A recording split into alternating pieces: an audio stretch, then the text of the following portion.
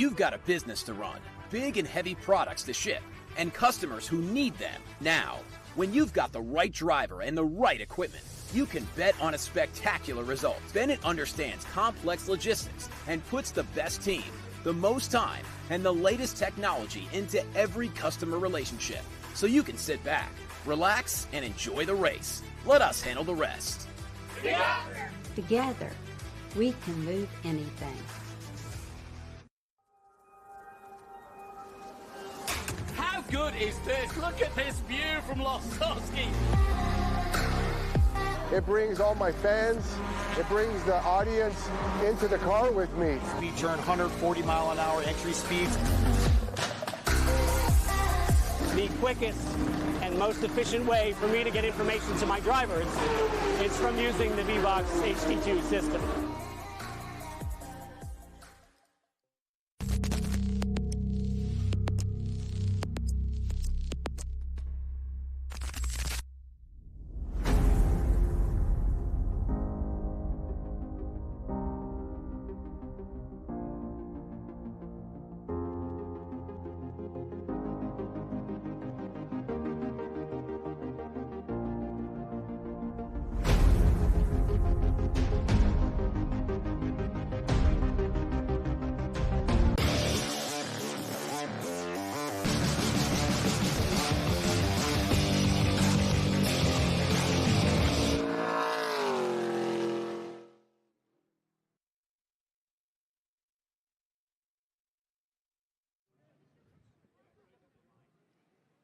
Welcome, ladies and gentlemen, to beautiful Virginia International Raceway, affectionately known as VIR. We've been coming here for 16 consecutive years with the Trans Am Series presented by Pirelli. But if you want to go back to the first time we were here, well, you'd have to go back to 1966. That's right, Trans Am's inaugural season. Well, I'm Ken Stout. The tall man standing right alongside me, that is championship-winning sports car driver Mr. Mike Skeen, and our good friend Mr. Ben Sissel will be in the pits here with us today. Gentlemen, we have to talk about round 11 here. This is the Cube 3 Architecture TA2 series, and what a series it has been. Rafa Matos comes in here with a 120-point lead. If he can lead with 110 of those points, he wins his third championship here in this class. It would be the first time in TA history that somebody has won 3 championships. But, gentlemen, a lot of racing to do. And as we know, anything can go wrong, and 1 year ago, he finished all but last. Yeah, there's a lot of young guns here. They're fighting for good wins, and they might not be in the championship hunt, but they want to get some victories and podiums. And, he's not at the front of the field, but he's near the front of the field. I'm sure he's going to be thinking long range, and he's got to come out of here with some good points. We'll find out how that shakes down. Ben, you're going to take us down through the grid here on our grid walk, but there's a lot of stories, and one of them is going to be right at the very back. Yeah, Connor Zilic, who was racing in the truck race last night, had Talladega Nights last night, got here early in the morning, but he's very fast. We saw him win from the back 2 or 3 times last year, so expect for Connor Zilic to move up in that Silver Hair Racing Camaro. Yeah, and of course he made history here last year as the first driver to win in both TA2 and TA, so we're looking for exciting things from him. I'll hand you the microphone. Have fun, my friend. We're going to head up to the booth. It's time to go racing, baby. Nice, I love it. And we've got an expert here. Let me just brag on Mike Skeen. He won here from the back in 2021, so he knows VIR, and he's a TA2 champion. So we've got an expert going up to the booth. Also, he helped instruct this next driver, Connor Zilic, going the transition from karts to cars. Look at this. I love having to navigate. No, I love it, guys. Sorry about that. I like navigating through crowds. But I got to say, Connor Zilic, I'm so sorry about that, but I am so proud of you, man, to see what's happened. You've got 2 watches, to win at Daytona, to win at Sebring, just dominating at Watkins Glen, but so happy to have you back here in the Cube 3 Architecture TA2 Series, and I know you love VIR. Yeah, this place is awesome. It's good to be back here in the Trans Am Series. It's been since Sebring. We won last time we were out, and we won the last time we raced here too. So hopefully we can repeat history and get ourselves another win. Nice, and maybe some celebratory ice cream again.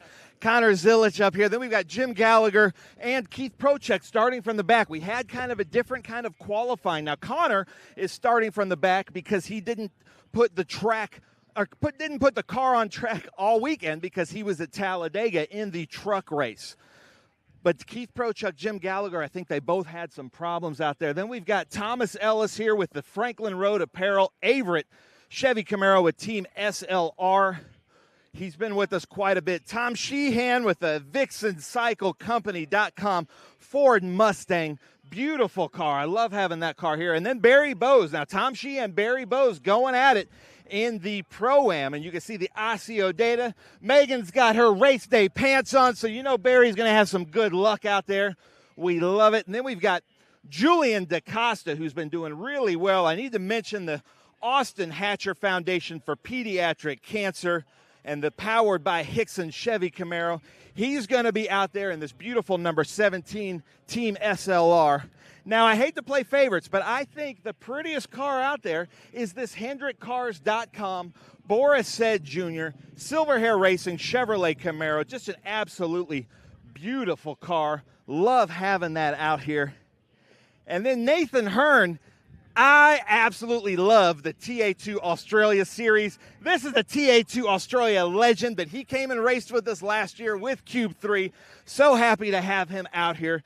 Absolutely dominant in TA2 Australia, so look for him to move up. Then we've got Austin Green, who's kind of come in and out of the series. Looks like he's pretty chill and relaxed right now. He's was just with us in the Xfinity series with Mike Skeen. Great job with 3dimensionals.com. Then Josh Hurley. Look out for Josh Hurley in this green light simulation Moonlight Ford Mustang with BC Race Cars. Getting filmed right now by Kevin Mooney here. Ben Mayer. Look at this, a new one. The Honda Marine. Ben Mayer car with Nitro Motorsports. 2 pole awards for Ben Mayer. We had race wins, so nice job from Ben Mayer. Unbelievable.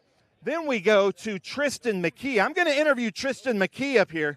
Tristan McKee, you've been in and out of a TA2 car all season. You joined us at Gateway, but in SVRA because you weren't old enough. But now you are now old enough to be in the Cube 3 Architecture TA2 series. How's it feel?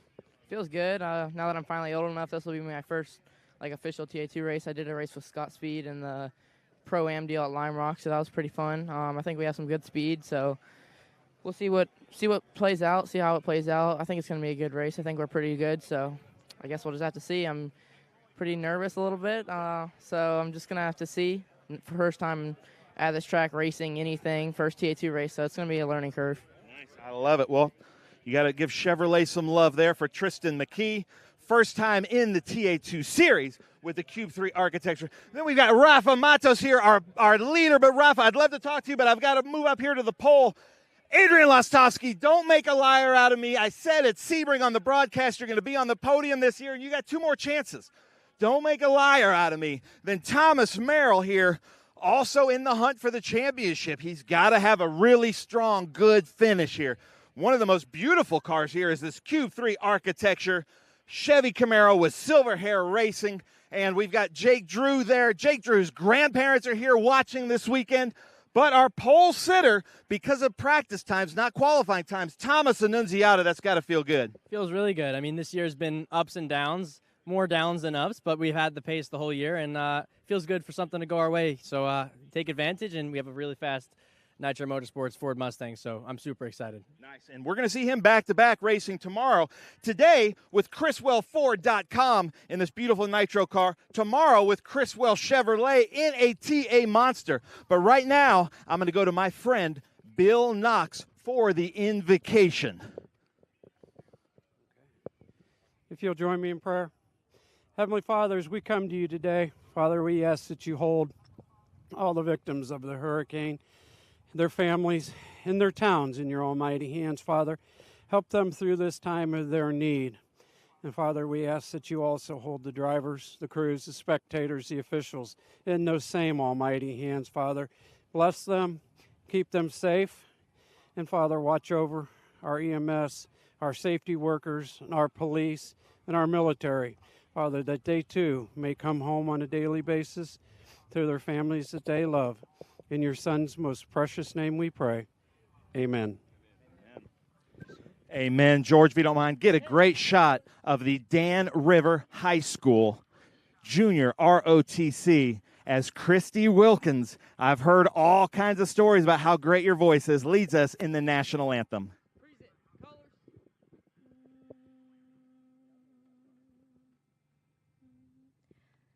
Oh, say, can you see by the dawn's early light what so proudly we hailed at the twilight's last gleaming, whose broad stripes and bright stars through the perilous fight o'er the ramparts we watched were so gallantly streaming. And the rocket's red glare, the bombs bursting in air, gave proof through the night that our flag was still there. Oh, say does that star-spangled banner yet wave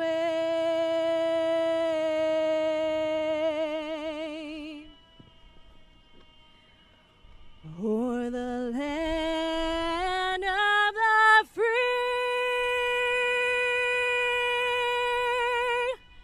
and the home of the brave.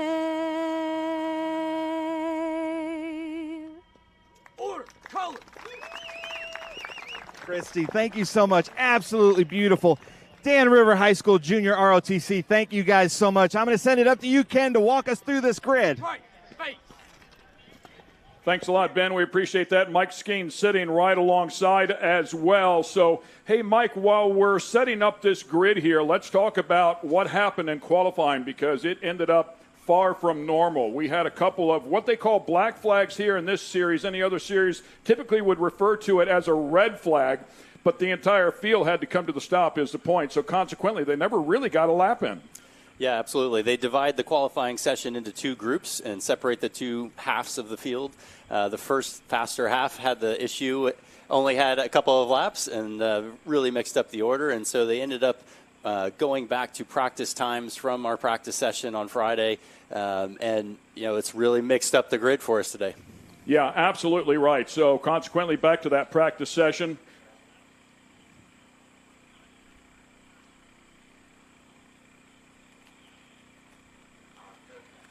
And we welcome everybody on MAV TV here to beautiful Virginia International Raceway, affectionately known as VIR. This is the VIR Speed Tour and the Trans Am Series presented by Pirelli. Time now for our Cube 3 Architecture TA2 Series event. It is round number 11. We will race here, and then we will close the season out at COTA, Circuit of the Americas. I'm Ken Stout, and Mike Skeen has joined me here in the booth. Multi-time, a number of wins out here in TA2. Is it 11 wins, I think, something or in that area? Sounds about right. Yep, obviously championship-winning sports car driver. As we take a look at some of the drivers, that's young Thomas Annunziata. Actually announced his father as a drag racer way back in the day when he ran with the NMCA. So great to have Thomas out here. And Thomas is going to start on the pole. He's been very fast. And another young gun is Jake Drew, who will be right alongside him. We were talking earlier, qualifying got scrubbed because the entire field that was split into two groups never got a full lap in. So they went back to a practice session. It was Jake Drew that actually had qualified on the pole. That's what it had looked like. And there's bonus points there. That's very important here, keeping in mind he's chasing Rookie of the Year honors. Yeah, absolutely. I believe he's also in the Young Guns fight. And, to lose those points for pole position, I'm sure is disappointing, but he still finds himself in a pretty solid position here near the front of the field to race today for a win. And I'm sure he's hoping to bring Silver Hair home in their home race here at VIR with a solid finish. Yeah, so there's a look at our starting grid, and Thomas Annunziata is the number one qualifier on the pole. Yes, on the right-hand side, because the first turn here is the Mission Foods. Turn one is a right-hander, so they'll start off the inside row there behind Thomas Annunziata. Adrian Lastowski, then Thomas Merrill, who's in the hunt for this championship, 120 points behind Rafa Matos, who's right behind him. Tristan McGee on the outside of Rafa Matos. Josh Hurley also chasing Rookie of the Year honors. And you mentioned young guns. Young Ben Mayer is a very accomplished racer at a very young age. He will be a threat out here today. He is very, very fast. Nathan Hearn out here with us one more time. He's only had a couple of starts, but when he shows up, he's extremely fast. And Austin Green as well. We look forward to big things from Austin Green. First races at Mid-Ohio, finished third, then went to Watkins Glen and finished second. As we look at the back part of the field, we'll also work in some of our Pro-Ams as well, as Julian DaCosta will line up alongside Boris Said Jr. Yes, legendary Boris Said. This is his son, so we hope to see good things out of Boris as well. And we look down through our Pro-Ams as well. It will be a great battle here throughout the entire pack. Some 30 cars qualified out here.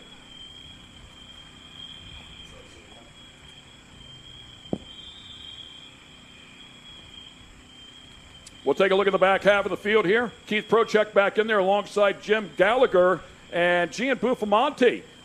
Great story there as well, making his debut. Third-generation racer, but his father, Tony, won the championship back in 2016. And, of course, you have to look down there at the last row. Connor Zilich, who is the reigning champ out here from a year ago in both categories and one night ago, was running in the Craftsman Truck Series. There's a look at Jake Drew. Looking for good things here today. We'll be starting on that front row. He will have a great shot at it. We'll see how he does here on the start. Anything can go for sure, but he'll be on the outside as they enter Mission Foods turn number one.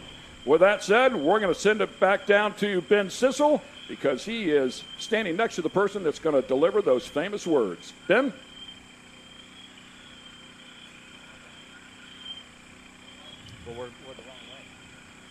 All right, I am here with Nick Middleton, my friend, longtime sponsor in the TA2 series, the Cube 3 Architecture TA2 series.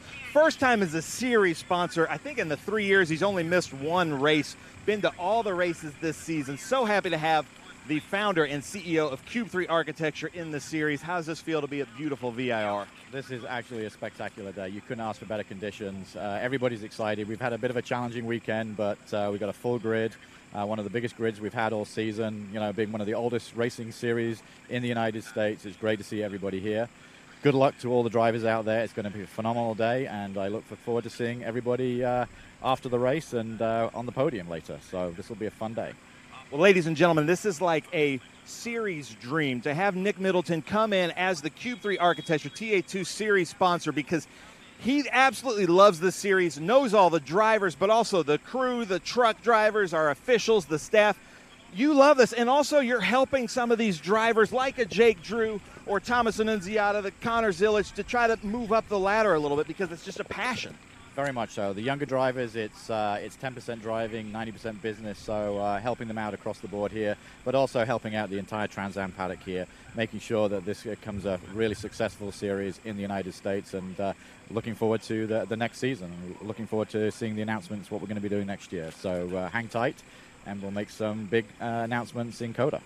Well, I hope we can entice you to stay for the 2025 season, because you have made such a difference in the Cube 3 Architecture TA2 series. We are about to have a great race, so Nick, take it away. Well, good luck to everybody. Drivers, start your engines.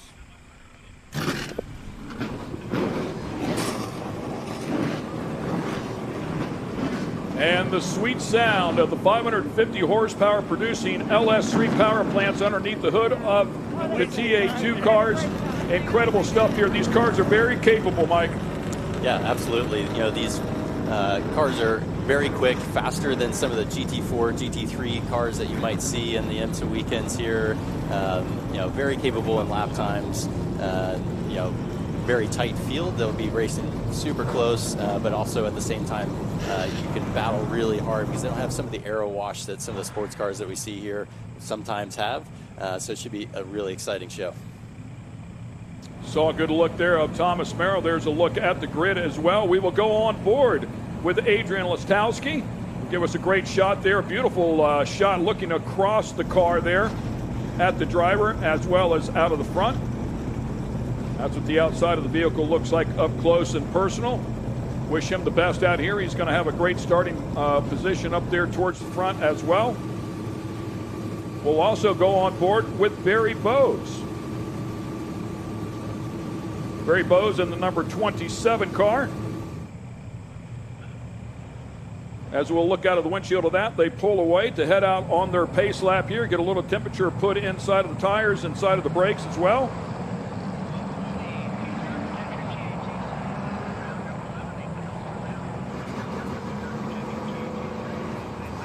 Two different categories out here. We will have the TA2 and the TA2 Pro-Am Challenge. Barry Bowes leading in that TA2 Pro-Am Challenge. Cut a tire on lap 1 at Watkins Glen and then drove back through the field to grab the win. Actually made the pass, I believe it was on the very last lap. So had a really good run up through the field. And there's a great onboard shot there. As we talked about before, on board with Adrian Listowski. We'll find out how things shake down with him. Hungry for that first podium. We'll also go on board with Jake Drew. I'll get it right. Third time's the charm, as they say. And we talked about him, too, being in the hunt. He is leading in Rookie of the Year points. Does have a couple of podiums on the season, 3 of them, in fact, including a pole. Julian DaCosta will also give us an onboard look here. And the number 17. And the number 99 for Cale Phillips as well. Oh, we'll lay out and we're going to give you a good look at this racetrack. Hang on, it's fun. This is Tony Buffamani, 2016 TA2 champion, taking you on a lap at Virginia International Raceway. Excited to be here, bringing my son Gian for his first pro race. It's a 3.27 mile track. Go down into turn 1, hard braking. First gear corner, exiting this corner, got to get a good drive off of there, all the way through the twisty bits to the famous climbing S's here at VIR. You can see great action as these TA2 cars bound over the curbs at over 150 miles an hour. Down to turn 10, into 11 and 12, famous oak tree turn, got to get out of here good. This takes you all the way down Madison Avenue. Use all the road on the exit, up through the gears, 163 plus miles an hour, uphill braking. You get into 14 with hard braking. Right-hand corner, trying to go get good drive off this corner as we go all the way down to Hog Pen. 2 hard right-handers that take you right onto the front straightaway, and that's a lap at Virginia International Raceway. Mike, you've got a ton of laps around here. What's the most challenging part of this track? Most people would tell you the uphill S's in turn 10. It's very fast, intimidating, lots of elevation change going through there. All these guys, will find it to be a very difficult place to pass, but it's really critical to get you close as you approach Oak Tree and try to set up something on the back straightaway here at VIR. So now on the back straightaway, at the end of that back straightaway, as you hit the roller coaster, eventually into the Cube 3, turn 17, final turn. All of those turns back there, big elevation changes. The car gets a little bit light, and it's full commitment. It's big, big speed. Yeah, absolutely. The highest point of the track here we're coming up to on the onboard on the back straightaway here with Jake Drew, right at the turn 12 crest of the hill, coming down into the end of the brake zone. And so all the way down to the end of the straightaway at pit in is downhill all the way through roller coaster. You're making big commitments down into hog pen over the curbing and trying to set up some fast maneuvers into turn 1. We saw that points board there for the TA2 Pro-Am Challenge with Barry Bowes up top, Tom Sheehan, Jared Odrick inside of the top 3, and Keith Prochek as well. Coming around through the roller coaster there, then in the fast left-hander, we'll come back to that next right-hander. That is the Cube 3 turn 17 turn, and then they will line up on this front straightaway, and we'll bring them back to the green flag. Round 11 here, getting ready to turn these monsters loose. Jake Drew up on the front row alongside Thomas Annunziata. We're at Virginia International Raceway. Time for round 11. of the Cube 3. Already a little bit of contact right there. I saw some tire smoke, but it is the Cube 3 TA2 series here at VIR. Throwing the green flag. They're on the gas. It's time to go racing. Let's go down into turn number 1. Mission Foods, turn number 1, and they're already jockeying for position. Looks like a nice clean start so far, keeping it clean into turn 1. On the inside, Annunziata's going to have the drive out. Thomas Merrill trying to follow him through. He is all the way up beside Jake Drew. Jake Drew's going to have to, it looks like he's able to close that deal off and hang on to second place. Great battle right there. Annunziata, Drew, and then Merrill in the hunt for this championship. He said, man, I just got to go out and take care of business here. He said it really makes it kind of easy when the point spread is this far apart. You go out and just try to win as we go on board there with Lostowski. So far, it looks like everybody doing a fine job as it funneled down through turns 4 and 5, headed up to those uphill S's, flying over those curves, up the hill to turn 10 at South Bend. Riding on board with Barry Bowes. I believe he's still leading the Pro-Am class here at the start. This left-hander right here also very, very fast. You really got to carry a lot of speed to get that lap. Yeah, absolutely. Minimum speeds around 100 miles an hour going through there at South Bend, and then down here to Oak Tree and back onto Madison Avenue. And for our fans at home, if you're not familiar with why we call that Oak Tree, in this particular case, the Bennett Bridge Hall Oak Tree turn, for many, many years, there was a massive oak tree back there on a couple of years ago, but it will forever be known as Oak Tree Turn. Up through the roller coaster there, you can see that big elevation change. Now we go down the hill from 15 to 16 into Hog Pen. The guys are leading back onto the front straightaway here, and then Ziada's going to lead the first lap and keep us all the way into turn 1. Guys throughout the field doing a fine job to keep us clean on this first lap. And for our friends at home on MAV TV, as you joined us, we had already talked about qualifying here. Qualifying was scrubbed. There were a couple of red flag incidents. They call them black flags here in the Trans Am Series, but effectively the entire field had to come to a stop a couple of times. And they split the groups. They split them into 2 groups, so everybody did not have a chance at one clean lap. So the rule book dictates that they go back to the previous practice session, and that's how we lined them up here today. It did change things up just a bit. After lap number 1, it looks like everybody's staying about the same. McGee up there inside of the top 5. Matos, Ben Mayer started off in 7th, still in 7th, and Hearn inside of the top 10. Josh Hurley chasing Rookie of the Year honors. Kind of funny to say Josh Hurley chasing Rookie of the Year honors is such an accomplished driver, but he's a rookie out here in Trans Am. Yep, and then we see Austin Green for Peterson Racing, Three-Dimensional Services, finishing out our top 10, keeping it clean. I'm sure he'll be fighting to get us back up towards the front here.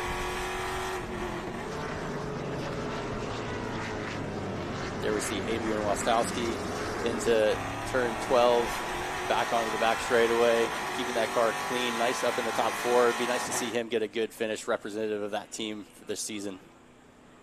Starting to stretch out here just a little bit. This is a 75-minute contest. We'll see how things shake down here, but let's talk about these cars. They produce a lot of horsepower, 550 horsepower, probably 160 miles an hour down here through the back stretch as we go on board with the number 99 of Cale Phillips. Great to have Cale out here with us as well. But how much are they going to have to manage these cars, tires, and brakes? Yeah, fortunately, ever since the series has gone to the Pirelli tire here in the Trans Am Series, they've been super consistent, very durable, very fast. So there's not as much saving of the tire as you would have previously had to do. A little bit maybe with the braking. Several hard brake zones here at VIR, bringing it down from near 160 miles an hour, as you said. So definitely a lot of energy going into those and some heat management required. But the teams up in the front with a really good equipment will have pretty good consistent brakes all throughout the race. On board here with Jake Drew, his first year in TA2, as we talked about him leading in Rookie of the Year points, has over 20 ARCA starts, just missed the championship in ARCA West, I should say, in 2021, actually won it in 2022, has competed in NASCAR Craftsman Truck, driving the number 66 Ford F-150 championship winning team Thor Sport Racing, also a Toyota Tundra as well for Hatari. So he's done a lot of racing outside of Trans Am, very accomplished, a lot of karting as well, kind of how he started his career. Again, as you take a look at the number 15 there as well. So this field very, very deep. Lots of talented drivers. Even as we get down through the top 15, you guys see guys like Sheehan, most experienced TA2 driver, running second in the Pro-Am class right now. Cale Phillips, Jared Odrick, Ellis. Lots of good names down through here. Zilich working himself up into the top 20 already. I can imagine we'll see him fighting in the top 10 before long. On board with Barry Bowes. I believe Barry is leading the Pro-Am category here. As we look down on time and scoring there to the left-hand side, Barry out front there in that particular category and leading in the points as well. H pattern here. I love that. Yeah, no driver aids to help you here. No ABS, no traction control, no automatic paddle shift gearboxes. You got to work for the speed in these cars.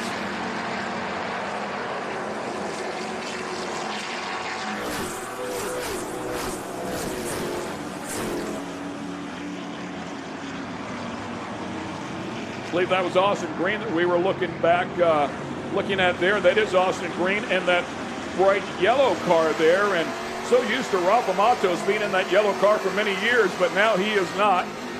His car is white now. Again, back on board with Julian DaCosta.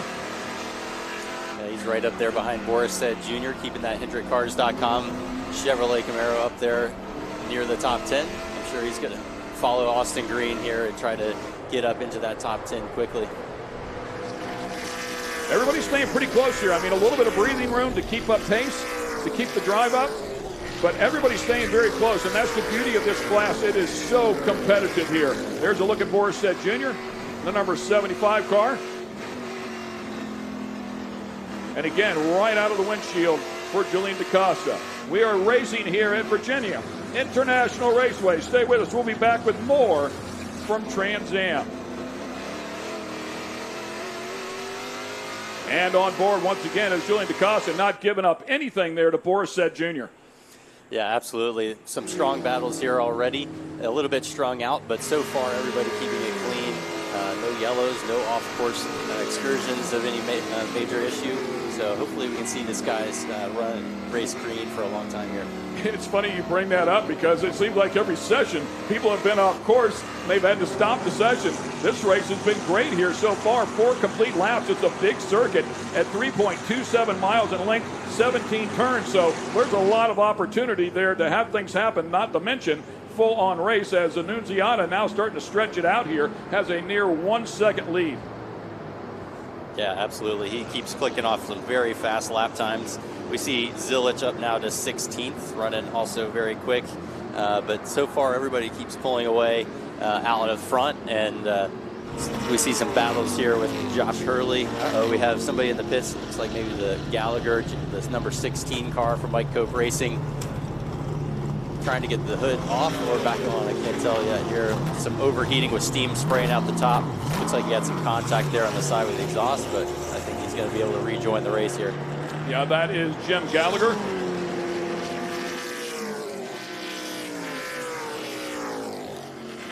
There we see the 20 of Josh Hurley leading into the uphill S's ahead of Austin Green. Just P9 and 10 right there. Some beautiful elevation change here going by the villas up at South Bend. Yeah, Josh Hurley, a very accomplished driver as we take a look there once again at Boris Said Jr. He's in the Hendricks back machine.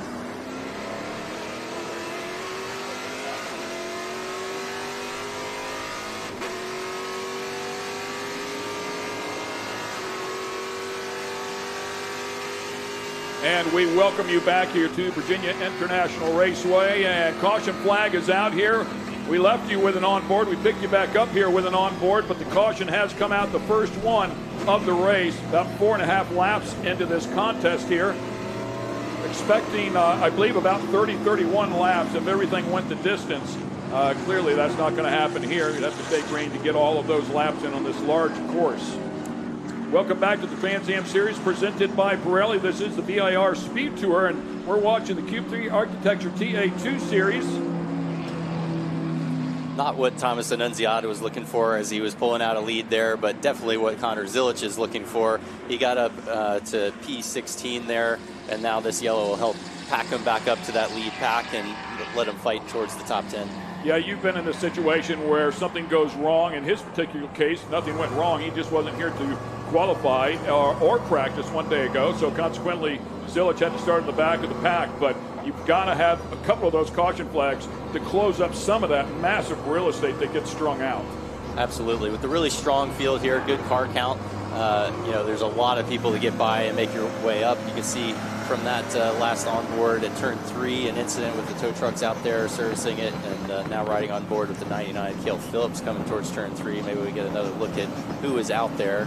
But already it looks like the tow truck's starting to clear out, so hopefully we can get back to green relatively quickly here.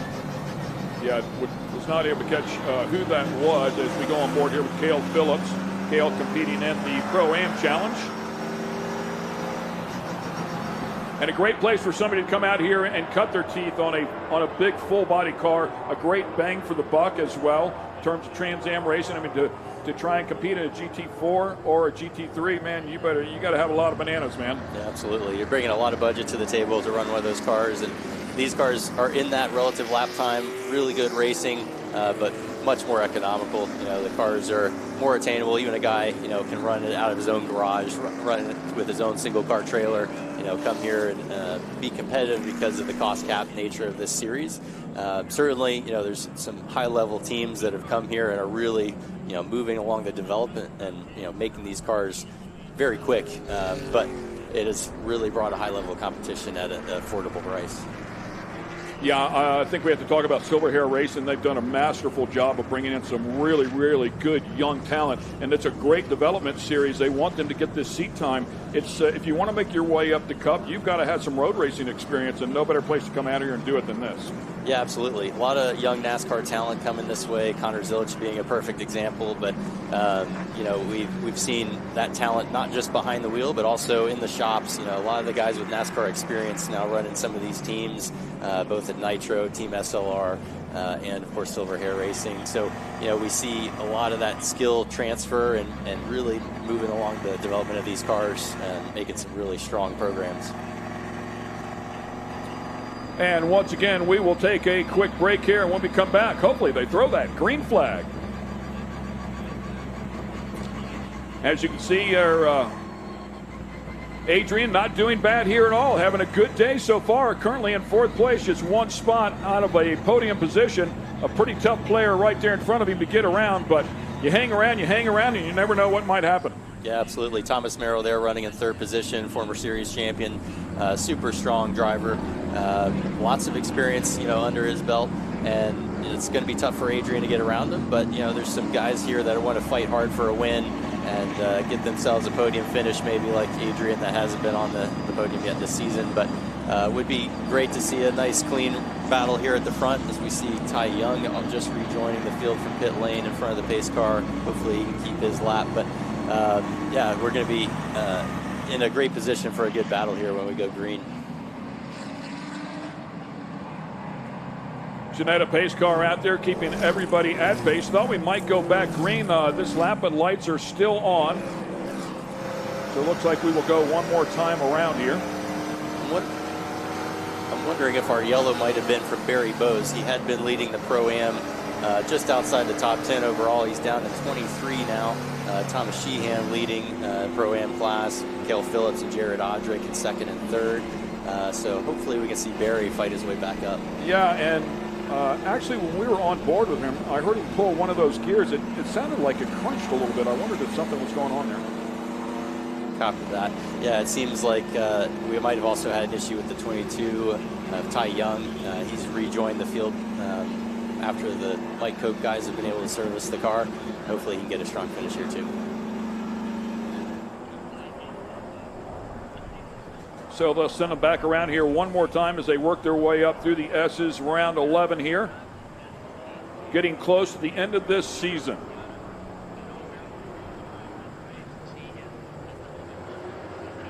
And welcome back to VIR. This is the Cube 3 Architecture TA2 series. Unfortunately, we've had a caution flag here. We hear for the number 22 of Ty Young, unfortunately for him.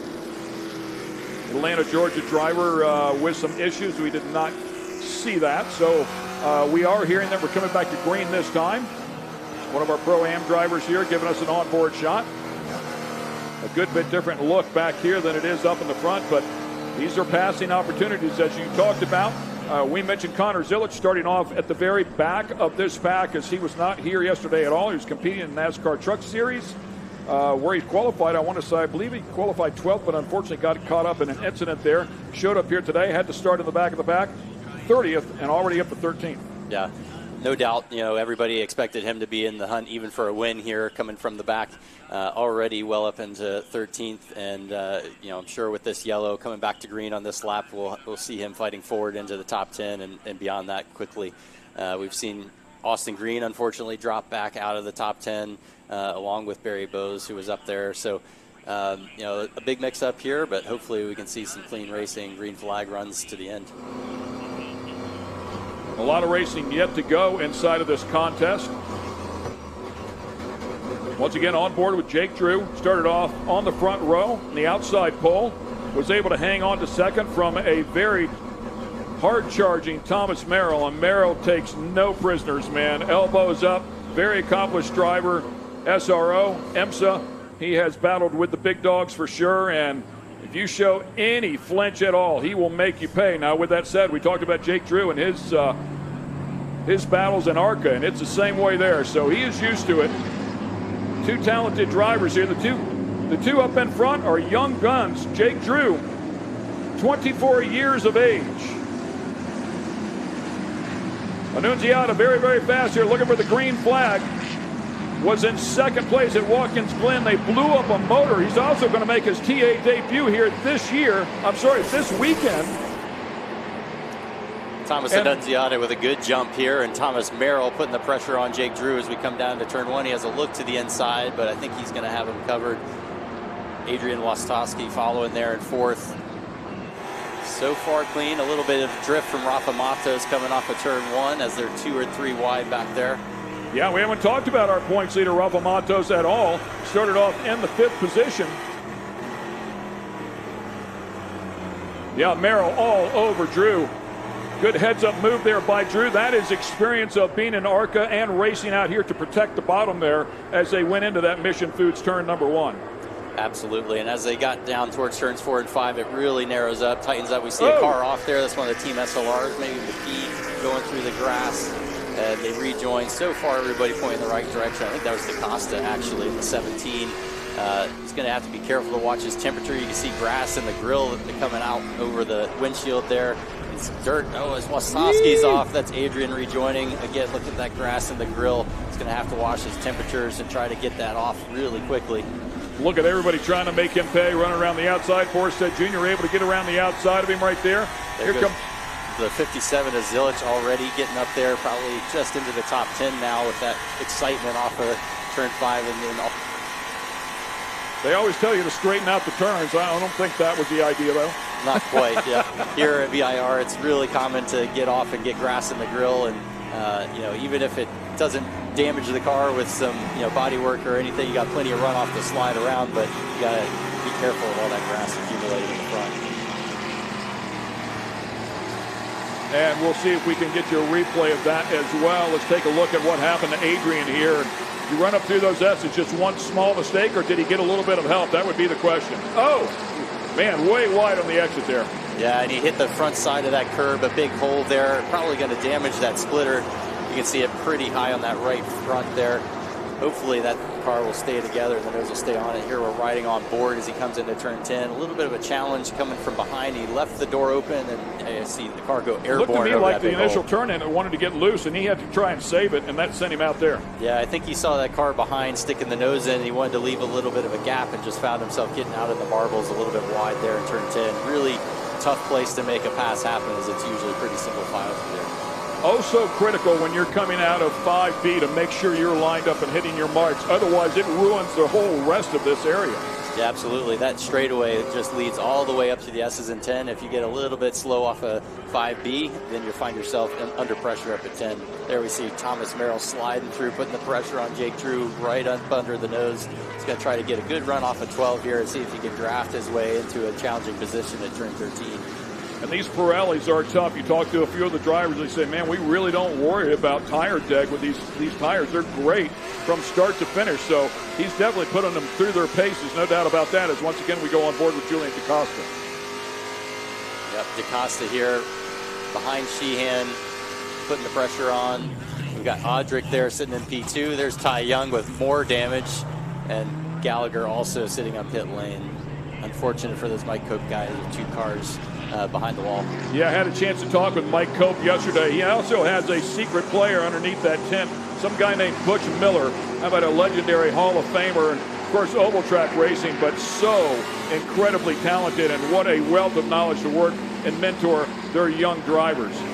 On board with Barry Bowes, you talked about him falling way back as well, and now scrapping back out there again to try and pick up some spots. He is in 22nd, and he was leading in the Pro-Am division. So a lot of work here to do for Barry Bowes. Unfortunately, just having a moment out there. You can see him here following Keith Prochek down into turn 1. Now sticking the nose underneath Prochek as well. We'll be right back. Stay with us here at VIR.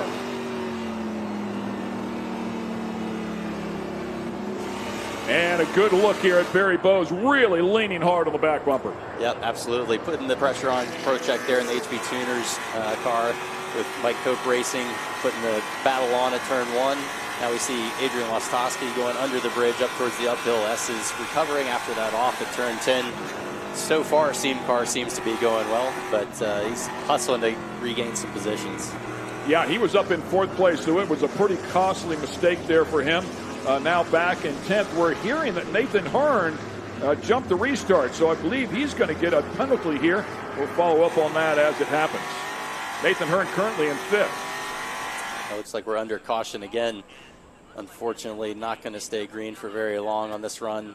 Good to see the grill on Lostowski's car there going into 12. Looked nice and clean. They had a good bent grill over the radiator opening, so that grass was able to escape and get out. And so hopefully he can stay on track and not have to visit pit lane to clear out that grill, let himself move back up into position here.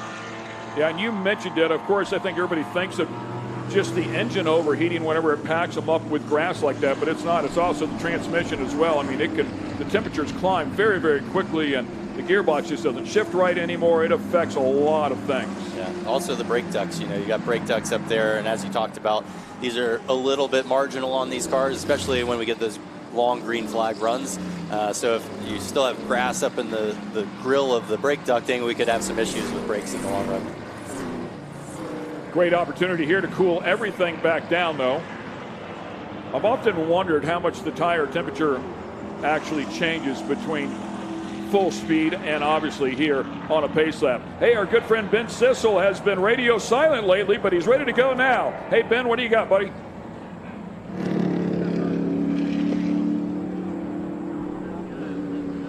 All right, I'm here with Billy Harrison with Fast Auto. You can keep talking if you need to, Billy, but just in a little bit, Adrian Lostowski just went off riding really fast, but went off in the Bennett Bridge Hole, but rejoined, but maybe lost 6 or 7 positions. And then I've heard that Nathan Hearn has to serve a drive-through penalty. What's going on here? We're not sure about this pass-through. He did not jump it, he says, so we're going to see. We're going to fight that if we can. Adrian went off. The car's a little bit loose on the restart. Don't seem that it hurt it. Maybe a little bit maybe running hot a little, but we're going to see what happens. Sometimes when you go off here at VIR, you collect a lot of grass on your front grill. Did you get a visual on that and make sure no grass is there? Yeah, we've got a catcher on the front to try to keep that clear. Exactly. So, Mike Skeen, maybe your expertise can point to people of why, and there's different front grills and different setups to keep that grass off, because that becomes super important here, especially in this heat. Back to you, gentlemen. Yeah, I would ask, too, can you explain what a catcher is? Yeah, so he's talking about the grill. They've got kind of a triangular shaped grill that sticks out in front of the bumper. And so that just makes it so it's not a perfectly flat perpendicular face as the car is going into the air. And that lets a little bit of air get behind the sides of that grill, and also keeps an angle that makes the grass kind of spill off the side a little bit. We did see most of that radiator opening looked open, but some of the grass had spilled off into the side ducts over there by the brake ducts. Hopefully not too bad, but there's a good look at that triangular grill that pokes out a little bit, hopefully saving Adrian's race here. I saw him a little bit tucked up under the 75 bumper here under yellow, trying to clear off. Another thing you can do is just get right up under the bumper, and that dirty air coming off underneath that car ahead will kind of blow off from the turbulence, clear off some of that grass.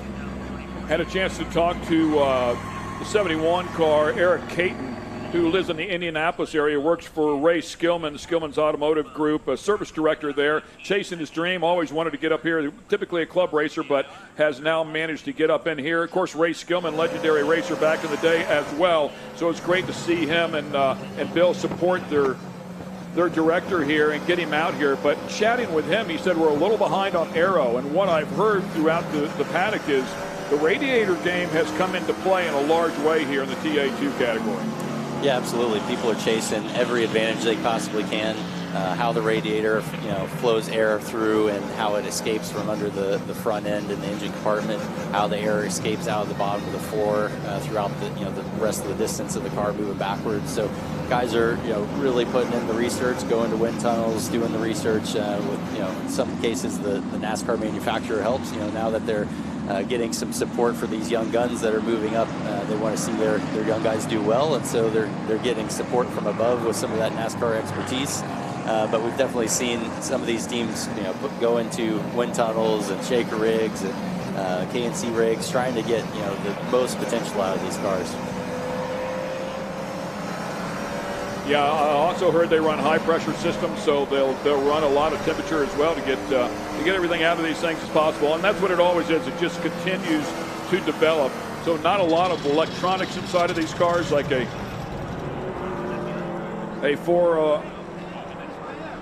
Gian Buffalmonte here making his debut. As we talked about before, his father, a former champion going back to 2016. So they've come in here clearly with some sort of mechanical. Yeah, I can't quite tell what they're looking for here. It looks like the tires are up, but they're looking underneath, maybe a transmission issue. They're in that area, maybe looking for a shifter malfunction, might be stuck in gear or something of that nature. You can also see just barely inside the wheels there the brake fans that help extract some of the air out of these cars. Also clearing off some grass from the grill like we've been talking about. But yeah, trying to get this car to the finish and get a strong run for Gian Buffalmonte. He's been running FCCA Super Tour this season, currently second in the GT2 class standings.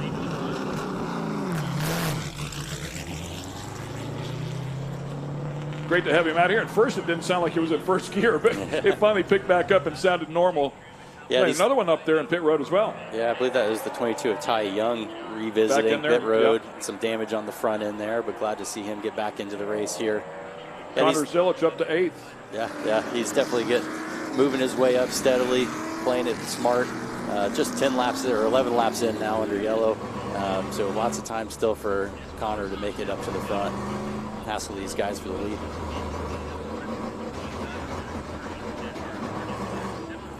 See Thomas Annunziata there ahead, leading under the pace car, trying to keep those tires clean and warm. You were asking about the tire temperature before when we go to yellow. It's really easy when you cool down here and you're not running as hard to pick up rubber and debris from the road.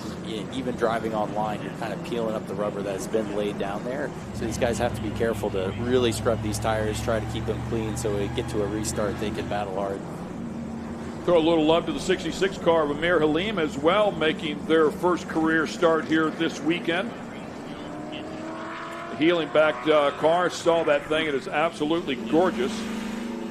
Yeah, they also have a beautiful Porsche GT3R they're running in the Trans Am race tomorrow. Brian Locke, it's IMSA GT3 spec. It's a rocket ship. Yep, absolutely. It's exciting to see another GT3 car come into the field. We've got some with the Mercedes-AMG GT3s with Lowry and Griffin, but it should be exciting to see those guys battle it out tomorrow.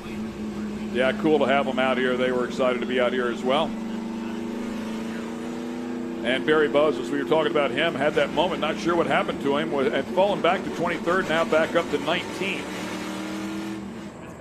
Yeah, we see a big stack of Pro-Am cars up in front of him, so he's going to be trying to move forward onto the podium, but lights are out on that Janetta pace car. I believe April Curtis driving that pace car for us this weekend, local favorite of the racetrack, but we're going to see these guys go back to green here shortly. Yeah, Bo's currently 6th in that PA category, but 4 cars sitting right in front of him for position, so we'll see if he can take advantage of that now that we've had this caution flag. Annunziata has been out front since the drop of the initial green flag, and Drew right behind him. Merrill has been all over the back bumper of Drew, trying to take advantage of these restarts here. We'll see if he can make it work here. They come back by on the throttle here early. Annunziata takes off, headed down towards Mission Foods turn number 1. Again, Merrill now is going to take a look at the outside. Drew goes down to the bottom to protect. Here comes Merrill. Drew down to the bottom on Annunziata. Has to check up a little bit. Here comes Merrill on the outside. Can he make it stick? He would have the inside position here. And he's trying to hang on. Drew trying to get back up in there. Can Merrill keep the nose? And he does. Excellent move to hang it around the outside there for Thomas Merrill. Gives him position with a great drive off of 1 to get up alongside into 2 and 3. Nice, clean racing. Love to see that. Man, what an incredible move. That is so difficult to do around the outside and just keep that nose stuffed down in there. Yep. And, great shout out to Jake Drew, too, for running him clean, letting that pass happen. Still relatively early in the race. He knows he's got a quick car. He can fight back to the front here and try to give the Silver Hair Racing guys a win. But still in podium position, so great job. Yeah, and talking to Jake, there's no real love lost between these two. So they've had a couple of moments together here throughout the year. But he did drive him clean right there, and that's what we love to see. McKee's still running strong there. Young guy running for Team SLR, keeping it up in 4th position, watching these guys battle it out hard and keeping himself in a strong position to battle hard. We see Zilich running up into the back of this lead pack and threatening Rafa Matos there. Yeah, that silver and yellow car there for Zilich. Silver Hair Racing Chevrolet Camaro. And threatening now. 13 of 31 laps here complete working. So a lot of racing yet to go. It's a good chance this will come back to time, which would be 75 minutes. And if that happens, of course, you'll be able to see that at the top of time and scoring board there as well. Let's one more time. Let's go back and take a look at this replay here of this pass between Merrill and Jake Drew. Excellent job here on this restart. Walk us through it, Mike. Yeah, you see, he tried it on the inside on the last restart. He said, all right, we're going to try it on the outside now. Jake Drew's got to check it up a little bit to not get into the back of Annunziata, and so Merrill runs it around the outside, does a great job to get some power down, keep a little bit of overlap, and force Jake Drew to leave that window open through turn 2, and he can finish it off breaking down into turn 3. And, of course, while those guys are racing as hard as they were, that allowed Annunziata to get away just a little bit, but now the arrow should get them back up in there. There's a look at the completion of the pass. So solid effort there. A great move, to say the least. Yeah, it's going to be interesting to see what kind of pace Merrill has now that he's gotten the clean air a little bit out from behind Jake Drew. Yesterday in qualifying, he actually had provisional pole early in the session, I believe, and so he has some pace here. And now that he's got clean air, we'll see if he can run down Annunziata and give him a fight. Connor Zilich now, and Connor Zilich picking off another one. He is coming to the front here, getting up close to the top 5. The 60 car is going to be up here in front of him just a moment. And another full course yellow. Yeah, we see the 15 of Nathan Hearn not putting up much of a fight there to Connor Zilich. Knows he's quick, lets him through smartly, and lives to fight another day. Let's see if we can see what happened here. That 07, it looks like hard into the wall with Doug Peterson. Looks like Doug's climbing out the passenger side of that car. Hope everybody's okay here.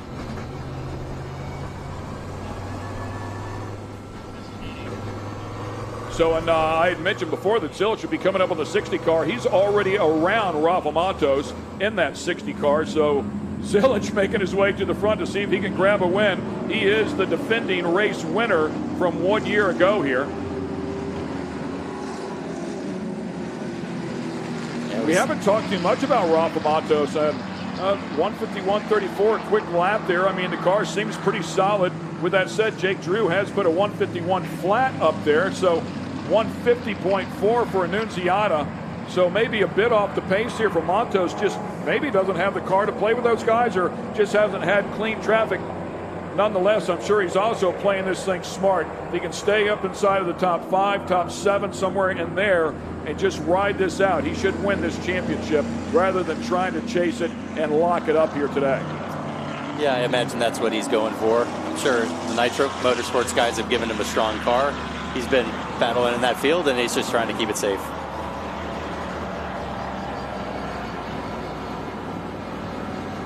We'll be right back. You've got a business to run, big and heavy products to ship, and customers who need them now. When you've got the right driver and the right equipment, you can bet on a spectacular result. Bennett understands complex logistics and puts the best team, the most time, and the latest technology into every customer relationship. So you can sit back, relax, and enjoy the race. Let us handle the rest. Together, we can move anything.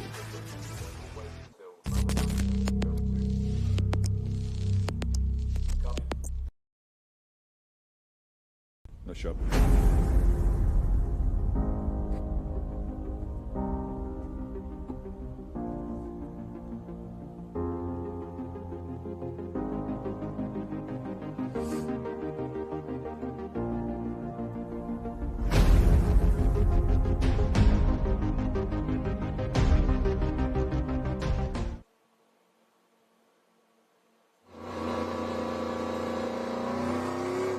And back on board here with Jake Drew, who is currently in third place now behind Merrill.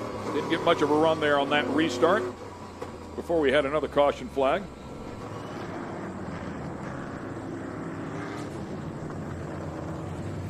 Tough go of it there with Al Rowland in the 07, and I believe you mentioned it before with Peterson as well. So two got together and got out into the tire wall.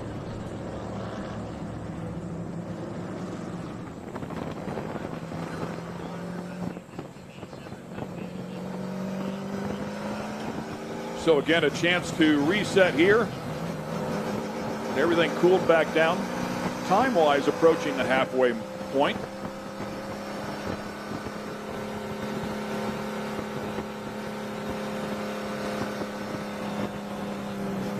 And we welcome everybody back here to Virginia International Raceway, as we refer to it as VIR.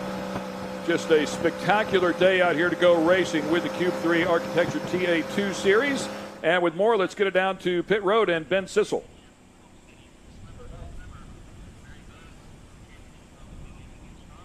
All right, well, ladies and gentlemen, I'm here with the Silver Hair crew, and a lot has happened in the break.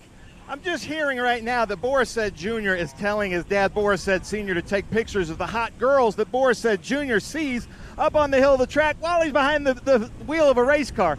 Gil Martin and I are over here talking about the talent and the history that we are seeing with Connor Zillage, starting from the near tail of the pack all the way up to 5th place right now, and through a very talented field. Gil, this is kind of a once-in-a-generation kind of talent. It really is. I mean, it's amazing. Every time he gets in a car, it's just so special what he can do. He just becomes so comfortable in the car and all the things that he can do in it. So we're extremely proud of him. But all of our Silver Hair guys today are doing great. I mean, Boris is doing good. Our HendrickCars.com. We've got Franklin Road Academy on Franklin Road Apparel on Jake Drew. He's doing an awesome job right now. And then Chevrolet obviously is behind Connor. So we're looking forward to a good day right now with them all in the top 10. I love it. Now, we do like to have fun here in the Q3 Architecture TA2 Series. And speaking of that, I met the parents of Ben, and they said, hey, make sure you put our son on TV. So, Ben, you got to look around, wave. And now, Ben, Jake Drew is out there. Wait, you're Ben. Oh, man, two guys with the beard. All right, now you wave. And, you know, this is your long-lost son, the other Ben, I guess. And my name's Ben. So let's talk about this. Jake Drew, unbelievable talent. His grandparents are here. His grandparents have been supporting his career up there right now in a podium position. That's got to feel good. Oh, yeah. I mean, Jake has been an awesome add to our season and to our team. And every time he's gotten in the car, he's proved us, proved to be at the front of the field. So fast and reliable. So hopefully we'll get a win here. And I love the support from Maurice Hall. Laura, awesome with Waukegan Farms. But let's talk about that Boris said thing. Is the thing that I said on TV, is that basically true? That's what I was hearing from some of my crew guys, but I can't confirm any rumors. Now, you know that a driver's relaxed when he's talking about things like that on the radio, and you can see how relaxed the Silver Hair crew is here. So things must be going well here in the Silver Hair paddock with Waukegan Farms quarter horses. All right, back to you, gentlemen. Thanks a lot, Ben. Having too much fun down there. There's a look at Forrest Said Jr. in the HendricksCars.com sponsored number 75. Beautiful looking car. Kind of cool when you're that relaxed. You can have kind of that conversation on the radio with somebody in the box. Yeah, absolutely. And, you know, it's a great team in the paddock. Maurice and Laura Hull run a great program and obviously keep it lighthearted. They like to have fun with their program, but at the same time, very serious, you know, running extremely fast cars here. And it's exciting to see Zilich already up into the top 5 with this restart. He's going to definitely have a threat on the podium or a win here.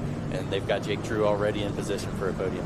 Talked about Zilich, of course, winning here in both categories a year ago. 2021 made his TA debut at 15 years of age. Youngest to start on a pole and lead a lap here. First in history to win both TA and TA2. That happened here last year. Won 5 of 7 starts in ARCA. Earned a pole in NASCAR truck and Xfinity debut. Won his first ever Xfinity race. One of only 7 people on the planet to do that. That is quite an accomplishment. And I don't know if I'm too early to say this or not, but I've heard the comparisons said by a few people already of a Kyle Larson being a younger version of a Kyle Larson. I got a little bit to do to prove that one just yet, but there's no question the kid has been fast in every single thing that he's been in. Nearly won the championship in Mazda MX-5 Cup. In all honesty, really should have won it. Backed off a little bit because he thought Jared Thomas, actually right here, they end the season. Oh, no, it was at Road Atlanta. But Jared Thomas had been in the tire wall. He was in the thick of it in the top 6 in the Mazda MX-5 Cup. As you know, it's a dogfight up there. And they told him to back out of it and get out of that mess so he didn't crash the car, potentially crash the car. And because he gave up a couple of spots, Jared Thomas came forward. And then right at the very end, one of the drivers was penalized. It gave Jared Thomas one more spot, and Zilich lost the championship. That was 2022, I believe it was. But in all honesty, drove good enough to win that. As you know, it's an extremely competitive and tough category to win a championship in. Yeah, absolutely. A super competitive championship. And we've really seen Connor, you know, break out this year in a multitude of races. You know, you mentioned all the stock car history, but also in IMSA, they won the Daytona 24, the Sebring 12-hour. They've been on fire in the LMP2 program there with Aero Motorsports. And, you know, just a couple weeks ago, like you said, winning his Xfinity debut up at Watkins Glen. He's got a lot of great people behind him, you know, a lot of great support. I've known his family for quite a few years from when he made the transition from kart racing to cars, and it's exciting to see what position he's in now with an excellent career opportunity. Yeah, incredible. And, of course, those doors are opening up here as he signed a multi-year deal with Trackhouse, and I believe also picked up as a Red Bull athlete as well. So he's not going anywhere anytime soon. We're going to hear a lot about that young driver.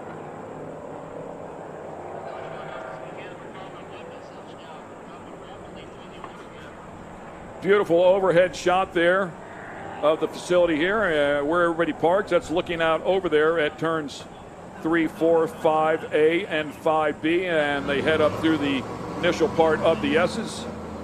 Great spotting area as well. I touched on that a little bit earlier. My guess is you've been out here spotting from time to time as well, but I was here for the IMSA weekend, and we stand over there around that area on the hill, and you can see all the way up. You can see them into turn 1 and all the way up through the S's through Oak Tree Turn. It's pretty amazing what you can get from that one spot. All right, once again, we will go back down to Ben Sissel on pit road.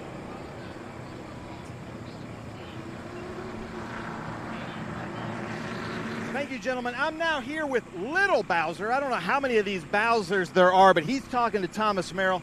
Moved his way up to second, doing really well to keep in the points race, and we know it came down to the last bit, and it all kind of started here at VIR. What's Thomas Merrill saying on the radio? He's really not saying much. He said the car seems pretty good. We're just going to take what we can get here, hopefully come out on top step, but second place, well, if that's what we got, that's what we got. I just want to say hi real quick to my mom and dad at home and my dog Emma. Emma, I'll be home soon. But yeah, no, Thomas is saying the car's doing really good. He's had a good car all weekend. We had a starter problem yesterday and kind of cut our qualifying short, but we bounced back a little bit, and I think we got a car to win. Ladies and gentlemen, a Trans Am first. A hi to a dog, Emma, right there from Little Bowser. Gentlemen, back up to you.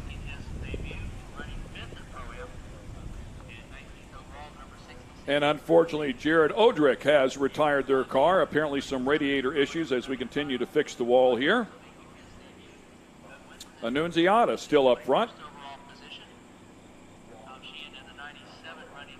And we welcome everybody here from MAV TV, our audience there, to VIR.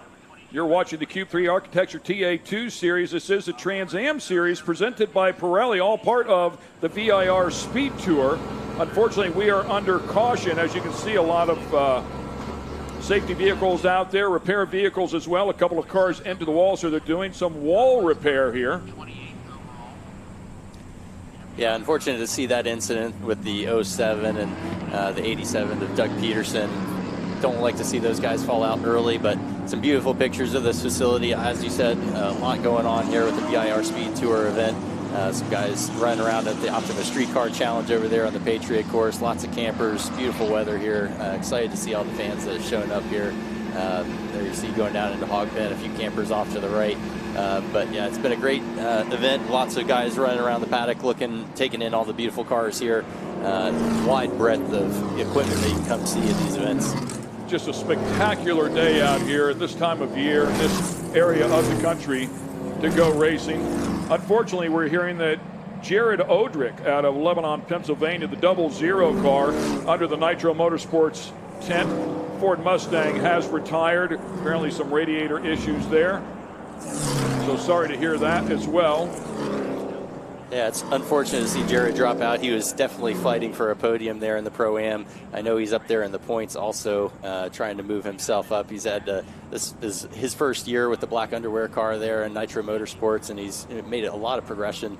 Exciting to see him, and unfortunate to see him out of this race. Yeah, he's only 33 points behind Tom Sheehan in terms of that for the TA2 Pro-Am Challenge. He has a little bit of breathing room over Keith Prochek. 801 points is what he came in here with, and Prochek was 700 points coming in. So he's got a little bit of wiggle room there as they head off to Circuit of the Americas, where the final event will be held. As you sit inside of these cars, I see the drivers. They have cool suits. Maybe we should talk about that. I saw Keith Grant climb out of his TA car yesterday after a practice session, and I mean, dude, beat red, sweat running off, and it's not a brutal hot weekend here. You know, temperatures in the 70s. So it's not brutal, but it can get really warm inside of these cars. So consequently, they do run these cool suits.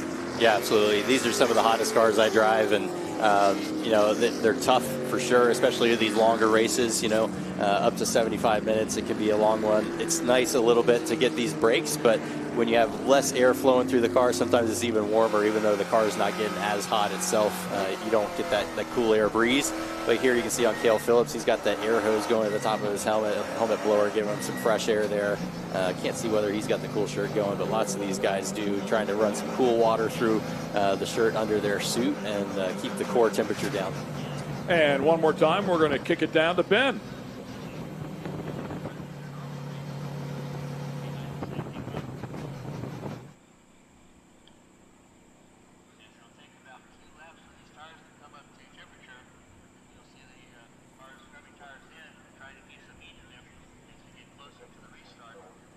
And unfortunately, it looks like we have some technical issues there, so we'll try to get it back down there to Ben. Obviously, as we had just talked about, Jared Odrick has retired that 00 car, so we'll see if we can get things fixed back up there, and we'll get it back down to him in the meantime. As you were talking about those cool suits, just to follow up on that, there is a downside to that, and it is a little bit of weight. How much weight does it add to the car? 10 pounds or so? And where do you put it? You know, I mean, it's always critical where you put that. Yeah, a lot of times, you know, you put them in the passenger side over there. If it's a cooler, it can be quite heavy. Some of the guys run a chill out system, which runs a coolant system, and it can be a little bit smaller capacity, so it's a little bit lighter. But I think we might have audio back down there with Ben. We'll see if we can give him a shot. Ben, did we get things fixed up down there with Ben? Did not. So unfortunately, it is not working just yet. So if you've just joined us here, Thomas Annunziata up front has been up there since the drop of the green flag. Has been very solid with the Nitro Motorsports team. Bayshore Mortgage Ford Mustang was in second at Watkins Glen and had a mechanical, blew things up, man. You can see the sparks underneath it, and had a great run going. Ended up in the bus stop, and unfortunately put a little bit of oil on the track as well. And a number of drivers doing a great job to stay clear of that at that time. But fourth year a year ago, 3 national karting titles for Thomas Annunziata. Won the $75,000 Mazda Motorsports Shootout Scholarship and grabbed a TA2 win in 2023. Competed in the Mazda MX-5 Cup Series, as we were speaking about before, and winning the Move of the Year award. That's always a big deal there for that series because there's no shortage of big moves. Has a couple of pro late model wins, 4 starts in ARCA with a couple of top 5s there and some top 10s. So Thomas Annunziata well on his way. Had a chance to speak with him. He said, man, we've just been snake bit this year. The car's been really fast. I've been solid. I felt good, but it just seems like something always pops up to bite me. Yeah, absolutely. He's had a lot of speed. You can tell it here today. He's pulled away each time we've gone green, so he's got a lot of pace. You can see these guys as we ride along with Jake Drew that he's starting to warm the tires pretty aggressively. We're getting word that they're going green this time by, so these guys are trying to get those tires clean, get them warmed back up, use the brakes to generate some heat again, and hopefully we can get a good long run here and see some good battles. Yeah, I'm sure this will turn into a timed race, and if what I'm looking at here is correct, we should have about 25 minutes or so left inside of this one. We'll see what that turns into in laps. It's 3.27 miles around here, taking them a bit, it takes a bit to get around here. It's about if you've got a fast car, you're in the 150s, so low 150s. But as a string of cars here, as they're coming back around, we're hearing that they're going to go green this time, and we're looking forward to that. Thank you to the crew for fixing up the tire wall over there. A couple of cars, and inside of that one at speed can do some real damage. By the way, these cars, while they look big and hefty, they actually are pretty nimble and a fairly light 2,830 pounds. That's right. Most people think of these cars as big, heavy brutes, but they're tube frame with fiberglass bodies. They're not that heavy. Lightweight aluminum V8 motor. Pretty simple drivetrain under these things. So actually pretty capable, nimble cars. Yep, based off the LS3 power plant. 4-speed, dog ring, H pattern. Great to watch him row that lever as well.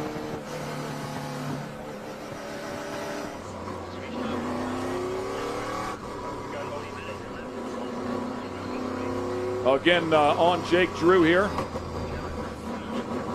And Jared Odrick has joined us here in the booth. Unfortunately, we heard that you lost a radiator. Yeah, lost a radiator. Had a few touches out there. We all got really friendly and got to know each other pretty well. As we I don't know if you're the guy I want to run into, man. Yeah, well, I hear that a lot, but I still get touched, Maybe I should stop being so nice. When they put the helmet on, things change, dude. It really does. It really does. But no, it's good racing out there. About to go green here. The lights out on the pace car. Of course, you spent some time in the NFL. Everybody makes that analogy all the time. You're back out here battling in a different capacity, just as intense. Yeah, just as intense. It's a different type of capacity, but it's very intense, and I'm so appreciative of it because I feel it's developing me as a man and overall. So it's really a great competitive series, and I really like all the competitors that are in it. We're talking about that intensity. We're rolling up to the green flag right now. Annunziata going to lead us away to turn 1 again, and we'll see how it goes. They stand on the gas. We are green here one more time at VIR. Annunziata will feel the wrath now of a Thomas Merrill who really loves his restarts, really charged hard, picked up a position. But look at Annunziata. Drives away from him on that restart. And here comes Connor Zilic up around the outside, inside of the top 5, trying to get another spot. Can he get it done? And he goes right up into the top 4. Excellent stuff there. Zilic making his presence known here. Right behind Jake Drew now. Jake Drew currently in 3rd place. Great restart for Annunziata, Mike. Yeah, absolutely. We still see Thomas Merrill really putting on the pressure. Seems like Jake Drew's car takes a little while to fire off on these restarts. He's had a little bit of trouble keeping the gap. See everybody using all the track in the dirt and more as we track out from 5B. A little bit of a gap for Annunziata to Merrill as we go into the uphill S's, but Thomas is certainly there to relieve the pressure. Yeah, there's a look at Zilic, and you know what this is all about. You see Merrill squeeze back into that throttle, man. He got a little sideways, knocked the back tires off of it a little bit, and it's because his brain's ahead of that car. He's like, man, I got to get back to full throttle right here, right now. Might have been a tick too early. Yeah, he knows that starts our straightaway up to South Bend. He's got to get a good run, try to close the gap all the way to Oak Tree so that he can get this drive on the back straightaway and keep the pressure on Annunziata. He doesn't want to lose the draft, He's got to stay close enough within a couple of car lengths to keep some of that dirty air and try to get a run up on him on the back straightaway here. Talk to me about those restarts, Jared. How exciting are they when you're in the car? Super exciting because, you know, you're thinking you have this great opportunity to kind of make up for whatever happened right before it. Once you get around to like 5B, that tends to be the litmus test for me of what kind of tire I have and see what we can do for the rest of the laps. Yeah, you got to make sure you stay in line to some degree, too. I mean, maybe the opportunity's there, but if you get off line too far, you get in the marbles, then you're really in trouble. Yeah, everybody out there is trying to take what you give them, so you can't give up anything. Speaking of which, we saw Zilich running the outside of turn 1 on that restart. Dropped back a little bit, but now he's quickly closed the gap. He's getting right up behind Jake Drew, threatening for a podium position. It'd be interesting to see how those silver hair guys work out. Who's going to go for the podium here? And so you followed right up with that. Do you think he got some pickup on the tires when he went around the outside there, and that's why he fell off just a little bit? Yeah, certainly could have. You know, it's definitely a wide line to run and very dirty. Most people are not using it the rest of the race, so a wide line and just slower for those couple of corners where they're running 2x2, but now he's closing right back up. Matos trying to hang with him and see if he can get some good solid points and, you know, capitalize on anything that might happen up in front of him here. That is second, third, fourth, fifth, and sixth. Yeah, you bring up Matos. He's doing exactly what he needs to do. Currently in fifth, just hanging right there. He'll learn some good points within a couple of positions of Thomas Merrill, who he's battling with for this championship. I don't think we talked about it here on MAV TV, but he comes in here with a 120-point lead. If he can leave with 110 of those, he would lock up the championship here in TA2. It would be the first time anybody has won 3 championships in the history of Trans Am in the Cube 3 Architecture TA2 series. So with that said, there's no point in pushing. With a margin that large going into Dakota, all he has to do is really the same thing he's doing right now. Yeah, you know, he's got enough of experience here that he's lost those championships making the moves, trying to get the race win or the podium when he didn't necessarily need to. And he's learned that, you know, he's got to play the long game here. He's got to score the points, go to Dakota with a comfortable margin so that he can secure that 3rd championship. Exactly what he said to me, too. He said, man, we just have to finish. As long as we finish, we'll be up towards the front. Fortunately for him, having a much better year than he had here a year ago when he finished 33rd out of 34 cars. So clearly things going better here today. He started off at the back of the pack there a year ago and things just went wrong. But Jake Drew's been hanging on. He was in second for the longest time, started on the outside pole. Merrill was able to get around him on the outside and eventually underneath him right here going into turns 3. So he was able to do that on a restart. Since then, Jake Drew's been hanging on to this position, but now has a hungry Connor Zilich right there behind him. And Drew now applying pressure here to Thomas Merrill as well. Great racing action here at VIR. You do not want to miss the conclusion of this event. Make sure you join us and come back here in just a moment. Incredible racing action here. You talked about it before. It looks like Drew's got a hot rod. Yeah, absolutely. You know, now that he's warmed up off that restart, the car's coming in, probably running a little bit lower tire pressure maybe to some of these other guys, so it takes him a little bit of time to get back up into the fight. But he's definitely putting on the pressure to Thomas Merrill, who can't quite hang on with Annunziata there. That Nitro Motorsports number 90 with Annunziata has been super strong on all these restarts, continues to gap the field. Doesn't seem to have a whole lot of pressure, but we look back a little bit further, we see this battle with Adrian Wastowski following Austin Green. These guys are kind of stacked up behind Josh Hurley and Boris Jr. Tight little battle here just at the bottom of the top 10. Jared, when you were driving around this track here, 5 podiums on the season, by the way. Congratulations. Really solid effort, including a win. Very, very awesome in the Pro-Am category. But when you were driving around this track, was there a particular area where you wanted to set somebody up to make a pass? Yeah, in the 1. You know, we really worked all weekend to try to get a good run out of Hog Pen, and that sets you up for the front straight going into 1. So just thinking ahead to turn 1 and really digging and getting out of turn 1 and into 3 is where I was really looking to make a lot of moves, and we did. And running up the S's, you ever think about running side by side with anybody, or you just kind of tuck in line and get a run? I had a thought or two, but the right side of my hood was too far up for me to see the other side. So, as a driving coach, Mike, what would you say? Yeah, probably not the best area of the track to go side by side. It'd be exciting, though. It's great TV. Yeah, we'd watch TV. You. Good stuff, man, for sure. Annunziata now starting to stretch that lead out. We were wondering if Merrill was going to have anything for him. We have our answer, I think. Yeah, it looks like it. That number 90 of Annunziata is just too strong. He's gapping the field every time we go back to green. Thomas Merrill doing a good job to hold on with that Mike Cope car, but definitely getting the pressure from Jake Drew. Drew's car definitely looks solid. It is not falling off here.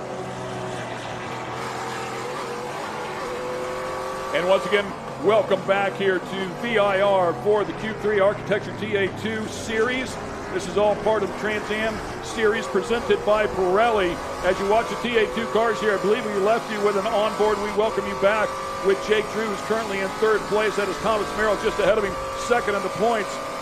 Merrill with an aggressive car, and we were curious if he was going to have anything for our leader, Thomas Annunziata. I think we have our answer now, as he's just not been able to close the gap. And once again, Annunziata starts to stretch things out here, about 4 to 5 tenths of a second quicker than him as they typically run here each and every lap. Yeah, very impressive pace. We just continue to see Merrill getting pressure from Jake Drew, and Zilich, rushed up there into the top 5, was really aggressive getting there, and then got right up to Jake Drew, but hasn't really been able to keep the pressure on. I don't know if he used up his tires or he's just trying to play the team, point of view and stay safe there, but he's dropping off the back of Jake Drew, actually falling into the hands of Rafa Matos again. So it would be interesting to see how these guys play the end of the race. We'll see how things shake out here. I believe 9 to 10 laps left inside of this contest. So a lot of racing time here yet to do. I mean, you still can't throw all caution to the wind, but as you talked about before, I mean, if you've taken good care of your car, and certainly with the cautions here, you could probably go about as hard as that car's got in it. Yeah, absolutely. You can be really aggressive on these Pirelli tires, and same with the brakes. We haven't had a chance with a long enough green flag run to really wear those things out. So these guys are going all in. They are definitely giving it every bit they've got. Also looking back into that Pro-Am category, we see Bose has recovered well from his early off-course excursion, running P2 there, got around Prochek in the last lap or two. Sheehan's still running strong there, trying to get back on the podium, and Gale Phillips leading in that category. Phillips having a great run here. Every time I say the name Cale, I can't help but think of Yarborough. That's right. Especially in this part of the country here as well. So as you get down towards the south, of course, legendary racer, and one off the course here, comes right back on in front of him. Is that Zilich? Yeah, that's the 57 of Connor Zilich. So I think he has been fighting some kind of problem. I wonder if he lost power steering or something like that. Unusual characteristic for seeing Connor off track anywhere. Be a big moment for Barry Bose. Yeah, absolutely. Right past Connor Zilich. Yep. You can see him checking the mirror, making sure he's clear. He's moving back over to the right. So definitely got around Connor and looking forward. Lots of clean air in front of that car now. We'll see if he can run down Cale Phillips. So talk to us, Jared, talk to us about shifting these cars inside. No clutch at all, right? You're just pulling the lever? No, just pulling the lever, trying not to rip this thing off with these arms here. But, it's a totally different sport where you need some finesse, at least from being a lineman. So, yeah, a lot of finesse and a lot of timing. But luckily I have good coaches like Tyler Casera and Mike Skeen here. Yeah. Awesome stuff. We're going to take a look at a replay here and see if we can find out what happened to Connor Zilich. Had a great run from dead last up through the pack.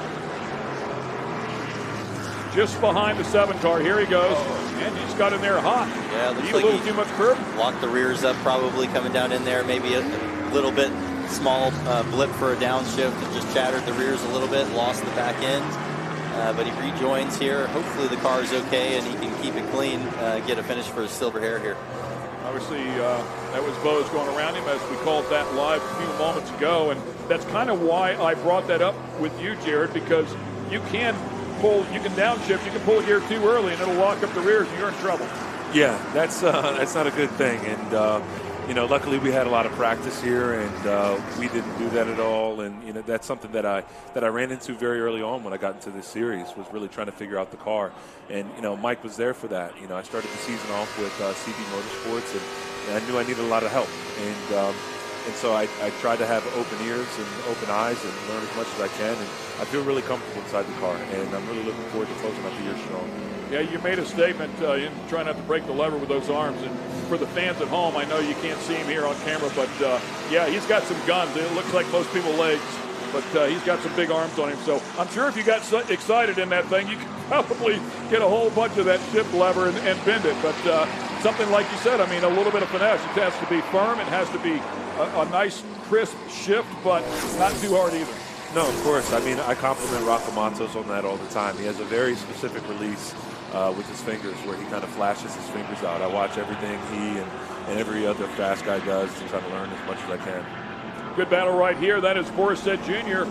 taking a look underneath Austin Green, and something else that we have to talk about while we're talking about shifting these cars. You know this, Mike. It can cost you a lot of time at the end of a lap.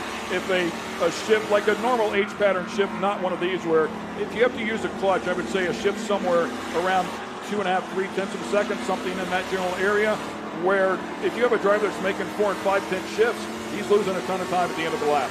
Yeah, absolutely. The shifts are a little bit quicker with these dog boxes, just barely a little breathe of the throttle. As you can see here, looking at the data on Barry Bowe's car, just a little flicker off that throttle as he goes to the shift.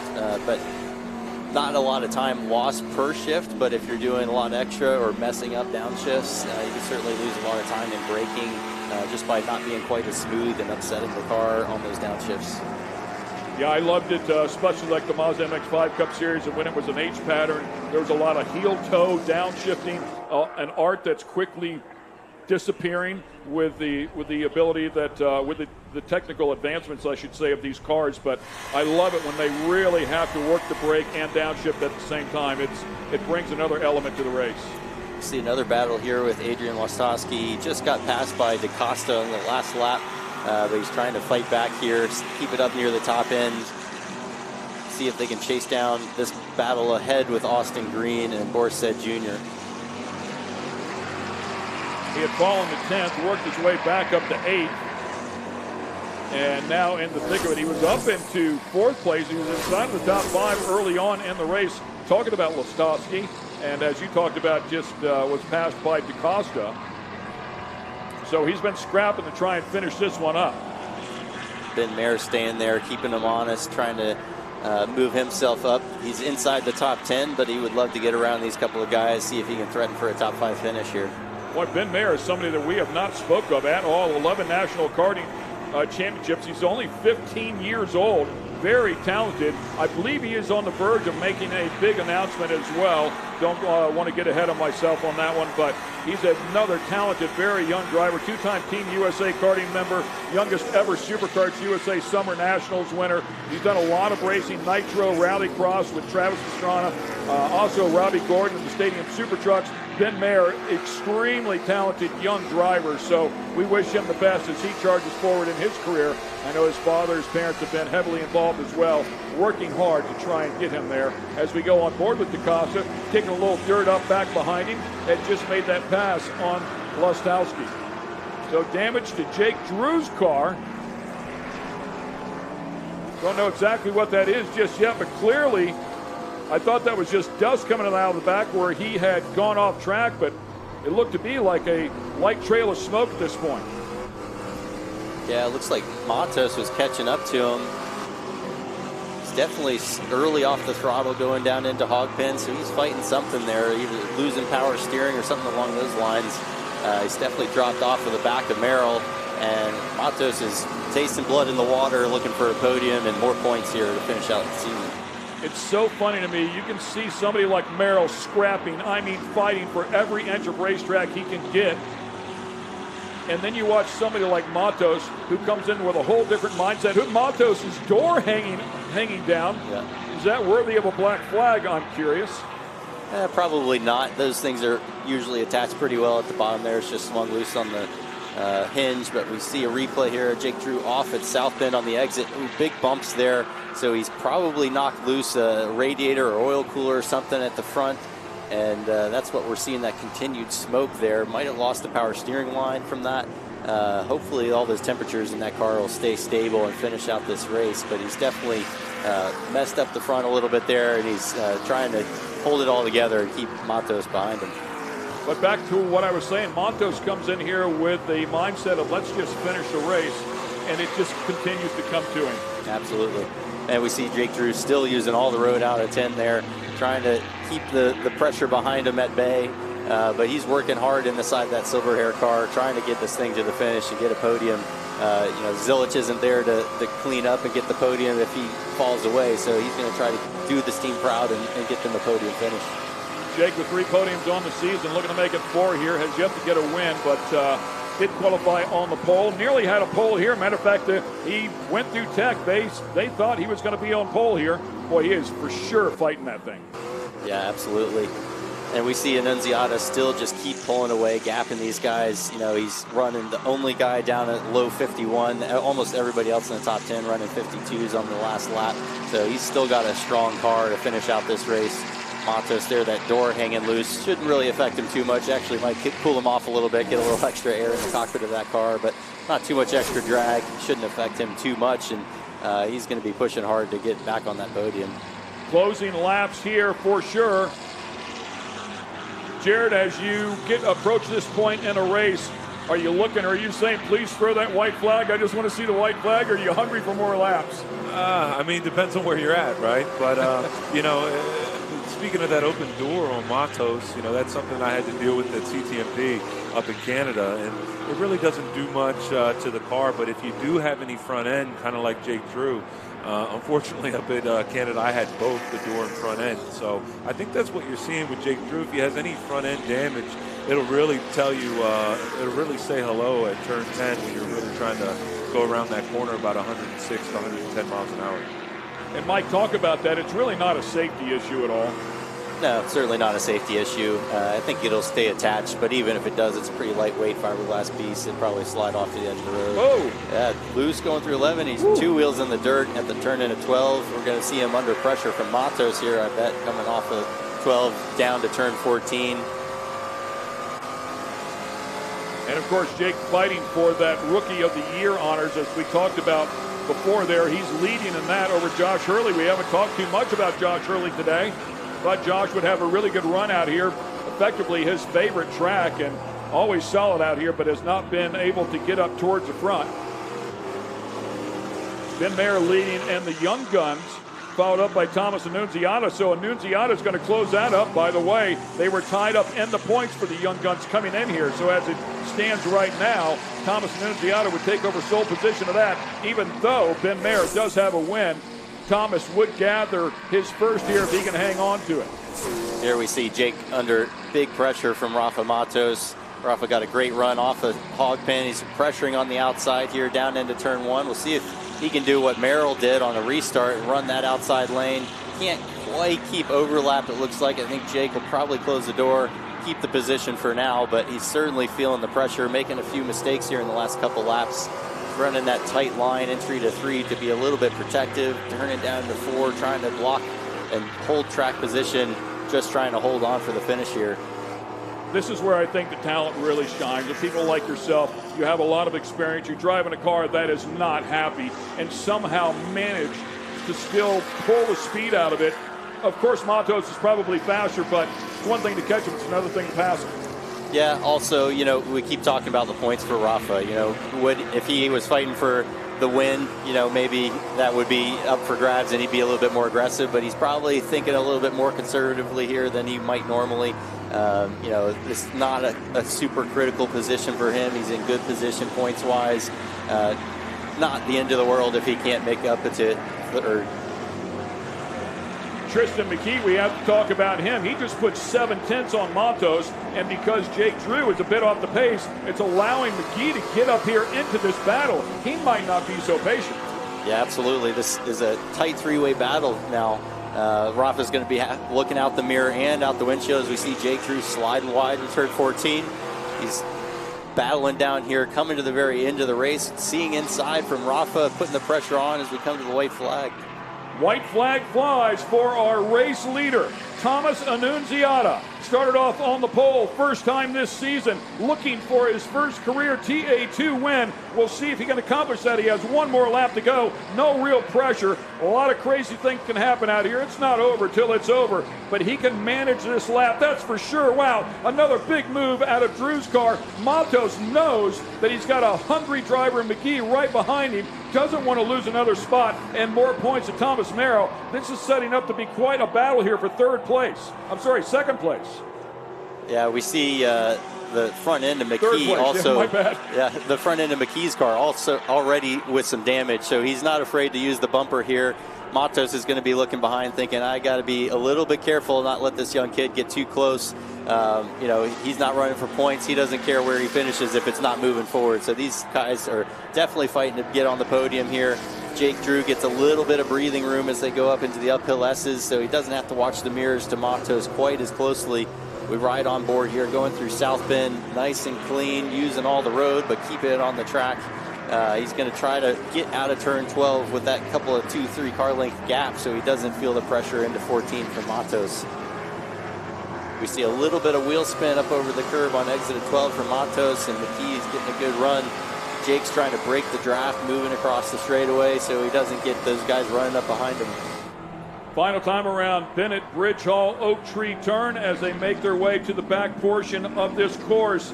Thomas Annunziata looking to make his way through Cube 3, turn 17, and back onto the front straightaway. It has been a special run for Thomas Annunziata. The talented young gun puts one together out here, yet to even make it to 20 years old. Checkered flag flies. He grabs his first career TA2 win. Congratulations to Thomas Annunziata. Spectacular run from him. Nobody had anything for him today. Thomas Merrill with a hard-charging second place, and somehow, some way, Jake Drew hangs on to third place. Yeah, absolutely. Exciting battle there. Congratulations to Annunziata. That's the way you want to do that first win, dominant fashion.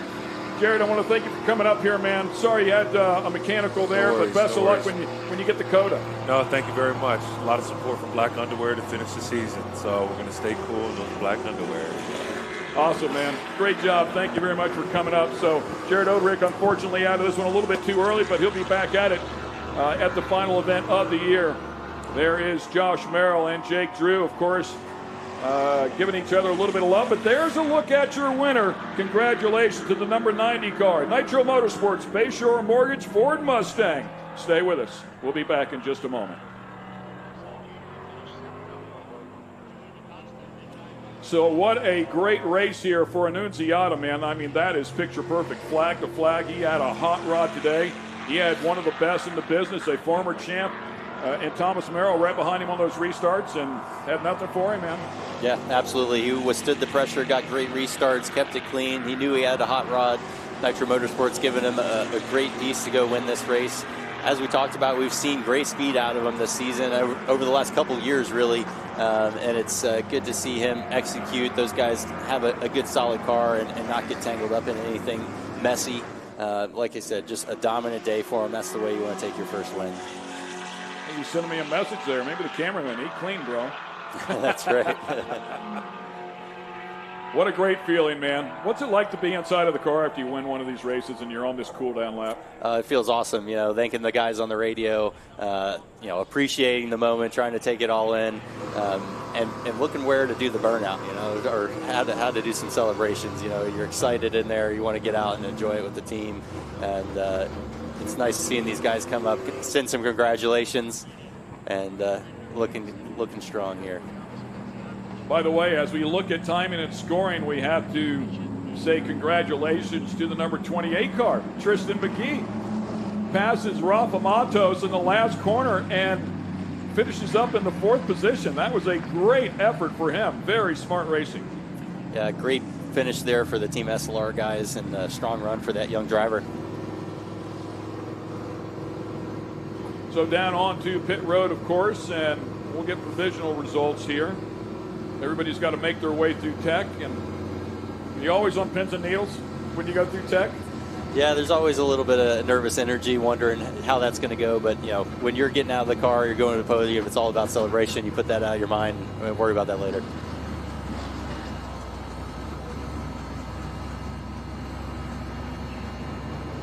And once again, we welcome you back here to the Trans Am Series presented by Pirelli. This is the Cube 3 Architecture TA2 Series. And Jake Drew battled really hard to hang on to a car that clearly was struggling at the end, but he was able to get it done. And who was he chasing? Well, he was chasing this guy pretty much the entire race.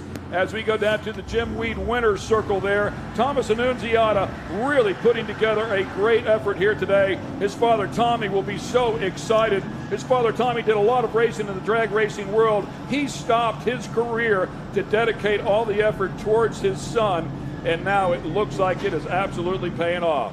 So let's get it down to the Jim Weed winner's circle with Ben Sissel.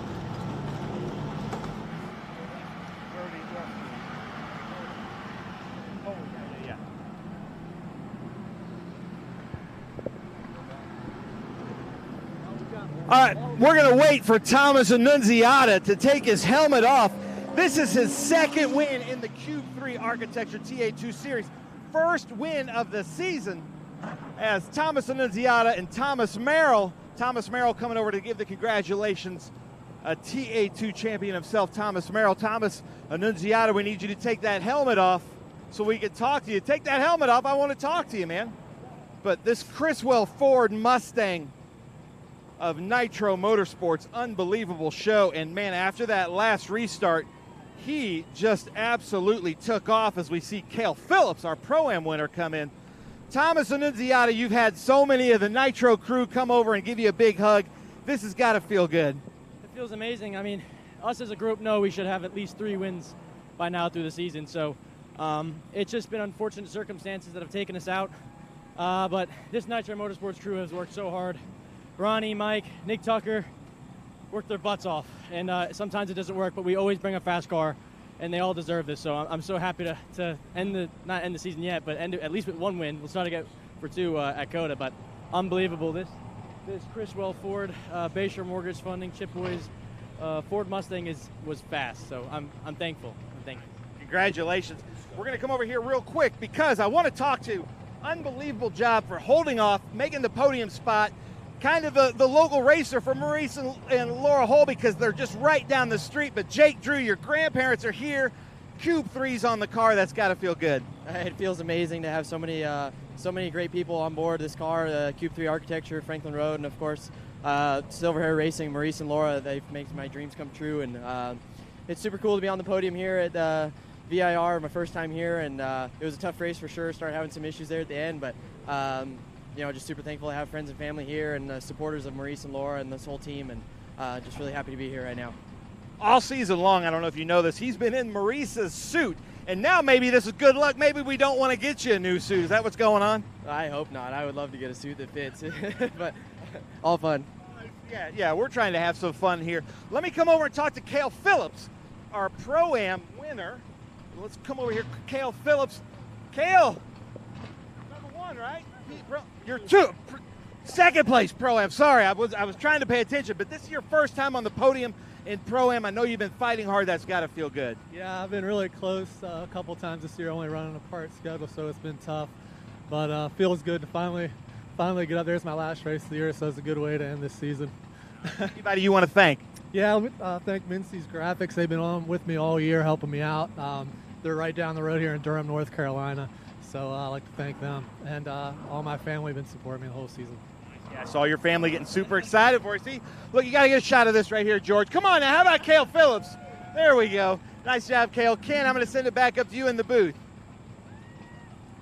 Thanks a lot. Yeah, congratulations to Cale. Great effort there as well. And we were talking about Barry Bowes all along the way. He was up there leading, then fell down to 23rd, scraps his way back up to 11th, and ends up winning in the Pro-Am category. Yeah, quite the run for Bowes, getting back up into the battle there. Great Team SLR Mustang. You know, we saw the speed out of McKee under that same tent. Those guys under Scott Lagacy getting great M1 race cars and driving it back up to the front. All right, we're going to bring you some highlights here of our race. Round 11, the Cube 3 Architecture TA2 Series taking place here at VIR today. We'll show you how things got going. It was an exciting race for sure. Unfortunately, a couple of caution flags along the way slowed things down, but once the flag flew green, it was on. Thomas Annunziata on the inside there. Started off on the pole, and Jake Drew was right alongside as those two battled. Unfortunately, as mentioned there, a couple of yellow flags, so we had some exciting restarts here as well. Yeah, big off there for Adrian Lasowski as he was running fourth. happy to see him finish. We got a wreck with Doug Peterson, another yellow. We saw Zilic get up to the front, go off. And Jared Odrick not finishing it out, unfortunately, but joining us in the booth to call the race. There's Zilic locking up the rears, coming to the end.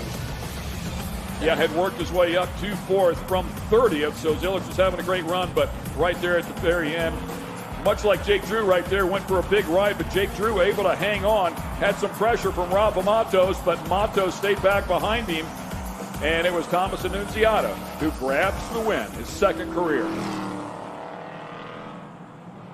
And we will bring you the results here, presented by Pirelli, our Cube 3 Architecture TA2 Series results with Annunziata up top. Congratulations to him. Thomas Merrill didn't get the win, but closed that points gap up just a little bit here. Jake Drew in 3rd.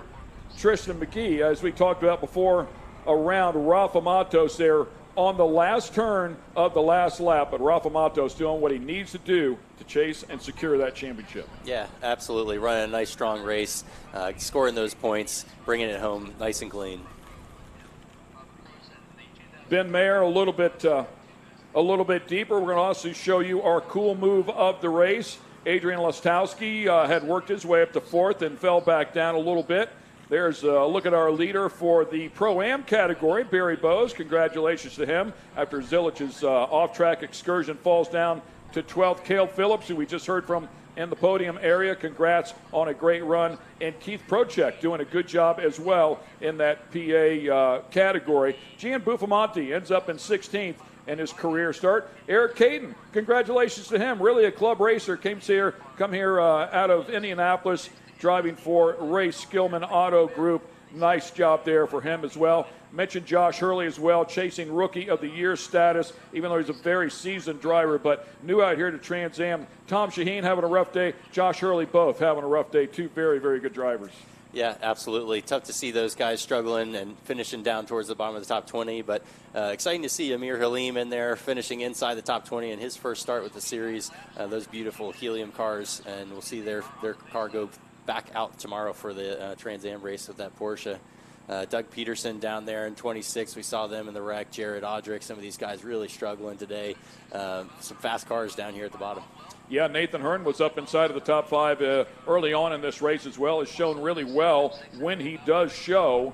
Unfortunately, he had some sort of issue, as you can see there, finishing up deep here in the pack. So a great run. Another beautiful field of 30 cars inside of this Cube 3 Architecture TA2 category. Yeah, strong field for sure. Lots of battles all throughout, and some exciting racing for us to watch. So here we go with our cool box, cool move of the race. Let's see what they've chosen for us here. Great camera shot right there. And Jake Drew, busy holding off the 2-time champ and current points leader in an ill-handling car, to say the least. Yeah, absolutely. We could definitely see him struggling in the waning laps of this race, but he was able to hold on, keep cool, and stay ahead of these guys, putting the pressure on him and bring it home on the podium for silver hair. Yeah, we thank Coolbox for this cool move of the race sponsorship as well. But Jake Drew really driving hard here the last probably 4 to 5 laps, man. He had an off-track excursion there as things were starting to go away, and these cars are feeling the pain at the end of one of these 75-minute races. And, yeah, as we didn't talk about here on the highlights or towards the end, if you just joined us here a little bit late, Rafa Matos did have that side panel coming off as well, or released. That's how they get in and out of the cars. It creates just a little bit more room there in the window area. So one more time, Ben Sissel has been busy down there. You can take a look at the overhead shot of Winner's Circle. So let's get it down there to Ben, who's in the middle of all of it. That was an unbelievable Cube 3 Architecture TA2 Series race here at VIR. We have been racing here on and off since the series started in 1966 with the Trans Am Series presented by Pirelli and the Cube 3 Architecture TA2 Series. What a fight, what a crowd. Come on, VIR, let's get loud. Nice, I'm loving this.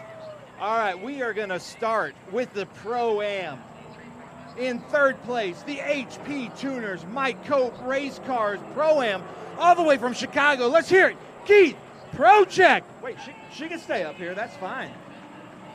I didn't know she was driving. Keith, nice job. Where'd she go? She can host this with us. She's not shy. I love that. In second place, ladies and gentlemen, his first time on the podium, his last race of the year. Let's hear it.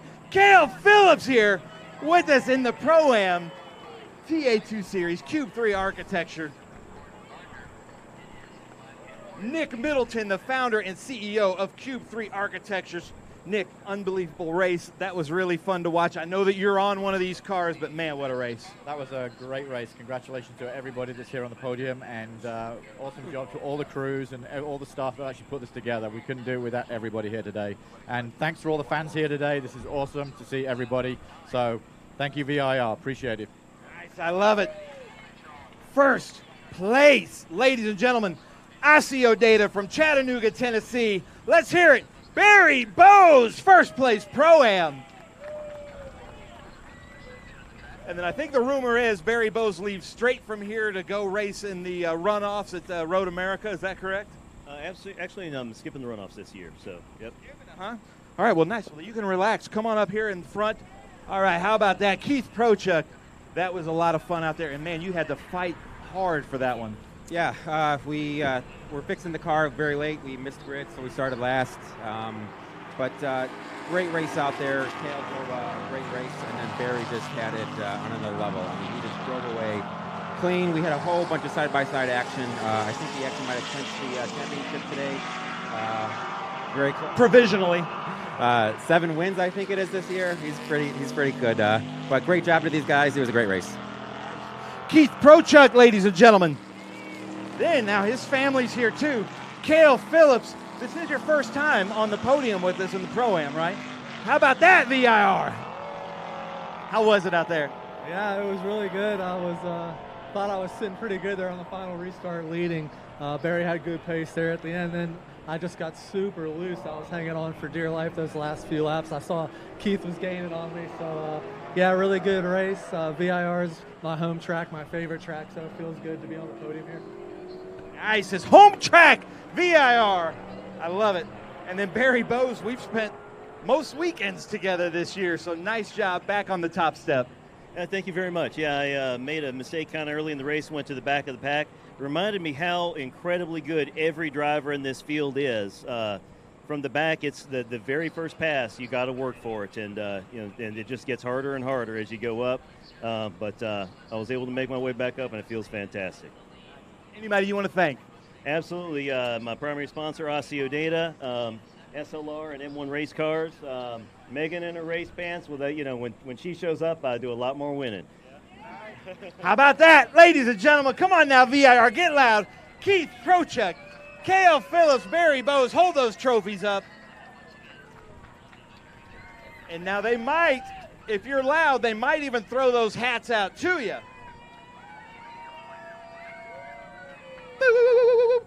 There we go. Oh, you got this. Nice, nice, man. They got some good arms and good catches out there. Do we want to give them hats too, Eric? Hold those cubes out. Hold those up for the photographer. Yeah, nice. Did you get that, Chris? Okay. VIR, keep up this energy. We are loving this. Keep it up now. Oh, that's fine. Yeah. Yeah, and there is Jimweed right up here from Jimweed Winner's Circle. Ladies and gentlemen, you're free to come up here and get one.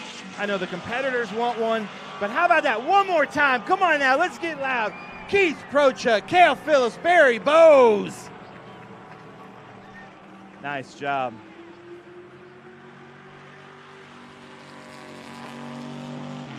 Look out, Nick Middleton. All right, come on now, VIR. They've got their champagne. Let's see what they're going to do. Keith Prochek, Cale Phillips, Barry Bowes going after it. Right in the eyeballs. How about that? I love it. Gentlemen, nice job. How about one more round of applause? There we go. The Pro-Am Cube 3 Architecture TA2 Series. Congratulations, guys. Cale, nice job. Sure, man. Have at it. You can also take a bag of chips up here, too, the mission chips, and they're shaped like race cars. Nick Middleton, your cubes are a big hit up here.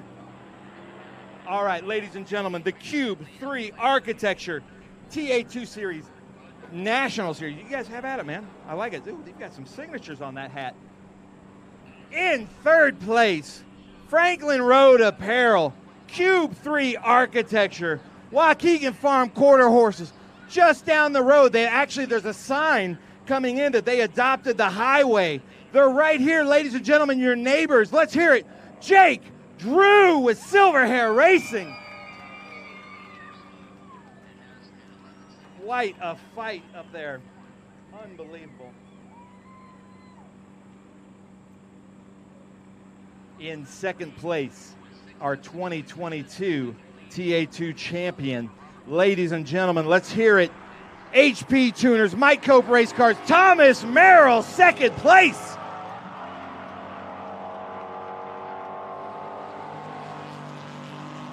In first place, Chriswell Ford, Nitro Motorsports, Chip Boy's car, this beautiful green car, his second win in the Cube 3 Architecture TA2 Series. He's also racing tomorrow in TA. Let's hear it for Thomas Annunziata.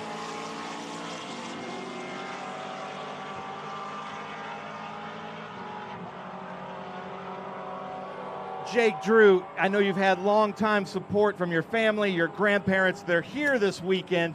This is your team's kind of home track. This has to feel extra special. Not only that, you were holding off Rafa Matos behind you. I don't know how you did it. What a race. Yeah, it was a tough race out there for sure, but super thankful to have my family here and some friends. Maurice and Laura, they make my dreams come true with Silverhair Racing. All the guys work so hard. And super huge thanks to Cube 3 Architecture and Franklin Road for coming on board and helping me finish this year strong, and looking forward to the last round in COTA. Always tough racing with all these guys, and especially trying to hold off Rafa. It was a blast, and looking forward to the next one. All right, Virginia. Where's Virginia, Jim? There they are. There's the grandparents right here, ladies and gentlemen. How about that? Round of applause. Jake Drew out here. They came all the way from California to see this. Speaking of California, Thomas Merrill from Salinas, California, back up on the podium here at VIR. That's got to feel good. Yeah, I always love coming to VIR. It's a great racetrack. Always have a lot of fun here. And our Cope car is always super strong. And glad to see our HP Tuners teammate Keith Prochuk up on the Pro-Am podium. That was really cool too. But big congratulations to Thomas. He drove a great race. He's had this win's a long time coming this year, and he did a really good job. Totally dominated class of the field. Congratulations to Nitro as well. Well done. Nice. How about that? The camaraderie in the TA2 Series. Thomas Merrill now to Thomas Annunziata. You've been working and working the whole year. You're finally on the top step. That's got to feel good. Like I said, it feels great. These guys deserve at least a few wins this year. We've had that speed all year, but silly things happen, but that's racing. But it's a bit emotional. This is my first win with Nick Tucker being my crew chief. And I've been with Nick and Nitro for a while. I grew up karting with them and came up the ranks and developed with them into cars. So we have a cool program going on, but it's definitely a little emotional. Ronnie and Mike deserved it as well. We've been working so hard. So, I mean, everyone's super happy. I'm super happy to have Bayshore Mortgage Funding, Chriswell Ford, Chip Boys, Eat Clean Bro, all in the race car this weekend as well. Car's beautiful. And yeah, congratulations to Thomas Merrill and Jake Drew and all the fans here. You guys are awesome. Nice. How about that? Now, not to add extra pressure, and Chris Dyson is right there, but last year's TA2 winner here went on to win in the Sunday's TA race. That was Connor Zilich. Can you do that tomorrow? And remember, Chris Dyson with Jim Wheat is right there. Yeah, I mean, our Burton race car is fast. The TA cars are fast in general. Definitely made the TA2 cars a little bit easier for me to drive and understand. But yeah, we have a super fast car. We're struggling a little bit with some issues right now, but I'm sure we'll get it sorted for qualifying and win the race tomorrow. We'll see him tomorrow too, ladies and gentlemen. Get loud. Jim Weed winner's circle. Jake Drew, Thomas Merrill, Thomas Annunziata.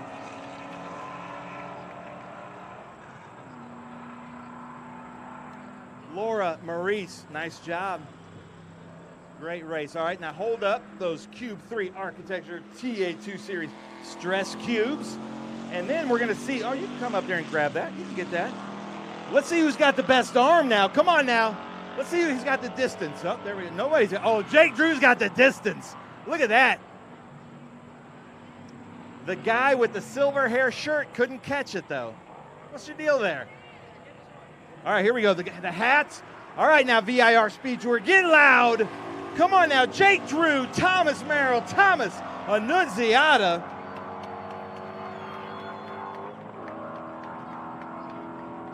I like those checkerboard socks there, too. Very nice. All right, guys. Now, the coveted Pirelli teddy bears. You can keep them. You wait. Oh, you can throw them out. The hat came off of that one. Thomas Merrill. Oh, there you go. Jake Drew. There we go. Now, somebody's got one without a hat. Who needs this hat? One of the teddy bears missing a hat. There we go. All right, now Jim Weed going out to everybody. I love that. Look at that, Chris. You got that? Hold those up for the photos. All right, come on now. Let's go. Okay, so I think we're taking off the trophies, bringing up the champagne. Watch out, kids. Don't get this in your eyes. I believe, wait, Annunziata, you're not of age? Oh, he's not even of age, ladies and gentlemen. So they're going right after his eyes because Annunziata can't spray anything. There we go.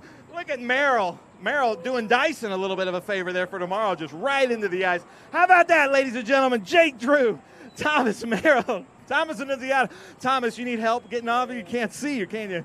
That burns, ladies and gentlemen. I know that the hard way. Nice job, Jake. Nice job. That is fun, but hold on now. We've got the Omologato fastest lap goes to Thomas Annunziata. Back up here, man. Come on up here. How about that? Come on now. Get loud. Thomas Annunziata, the fastest lap, has this beauty. Now, he won't throw this out. He's not going to throw this out. This is a very valuable Omologato timepiece there. You got that, Chris? Nice, Thomas. Thank you so much for coming up. Michelle will help you out. You need help getting down. You got eyesight yet? Nice job. Be careful.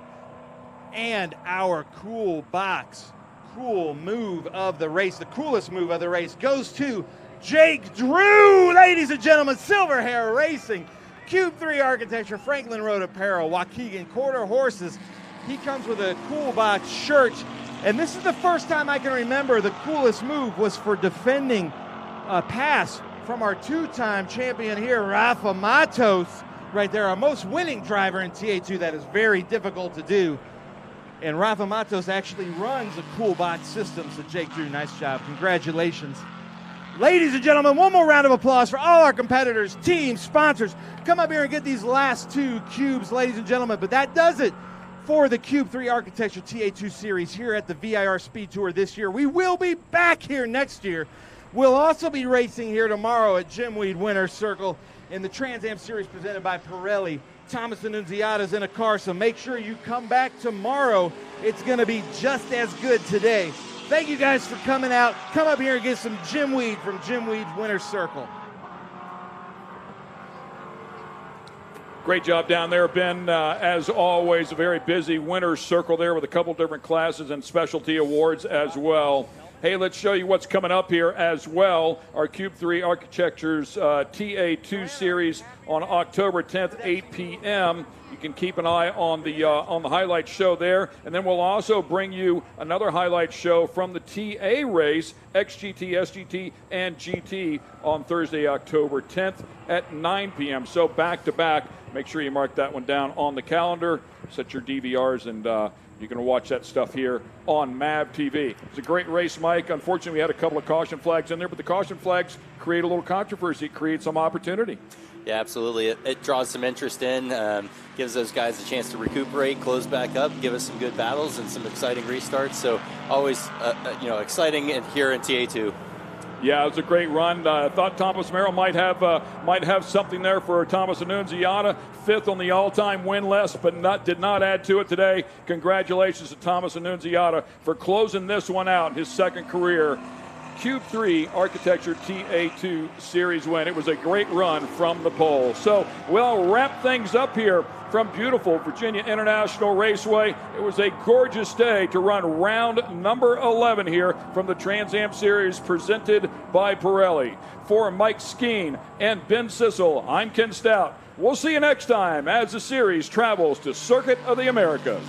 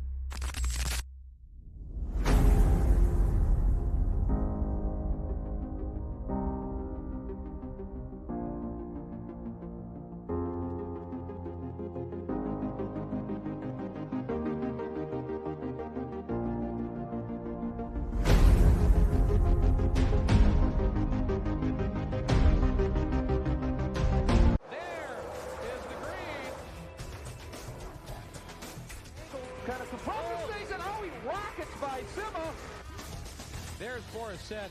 One of the ways you overtake here at Sebring is really good in the braking zone, like this one right here. Both go around. There's the green.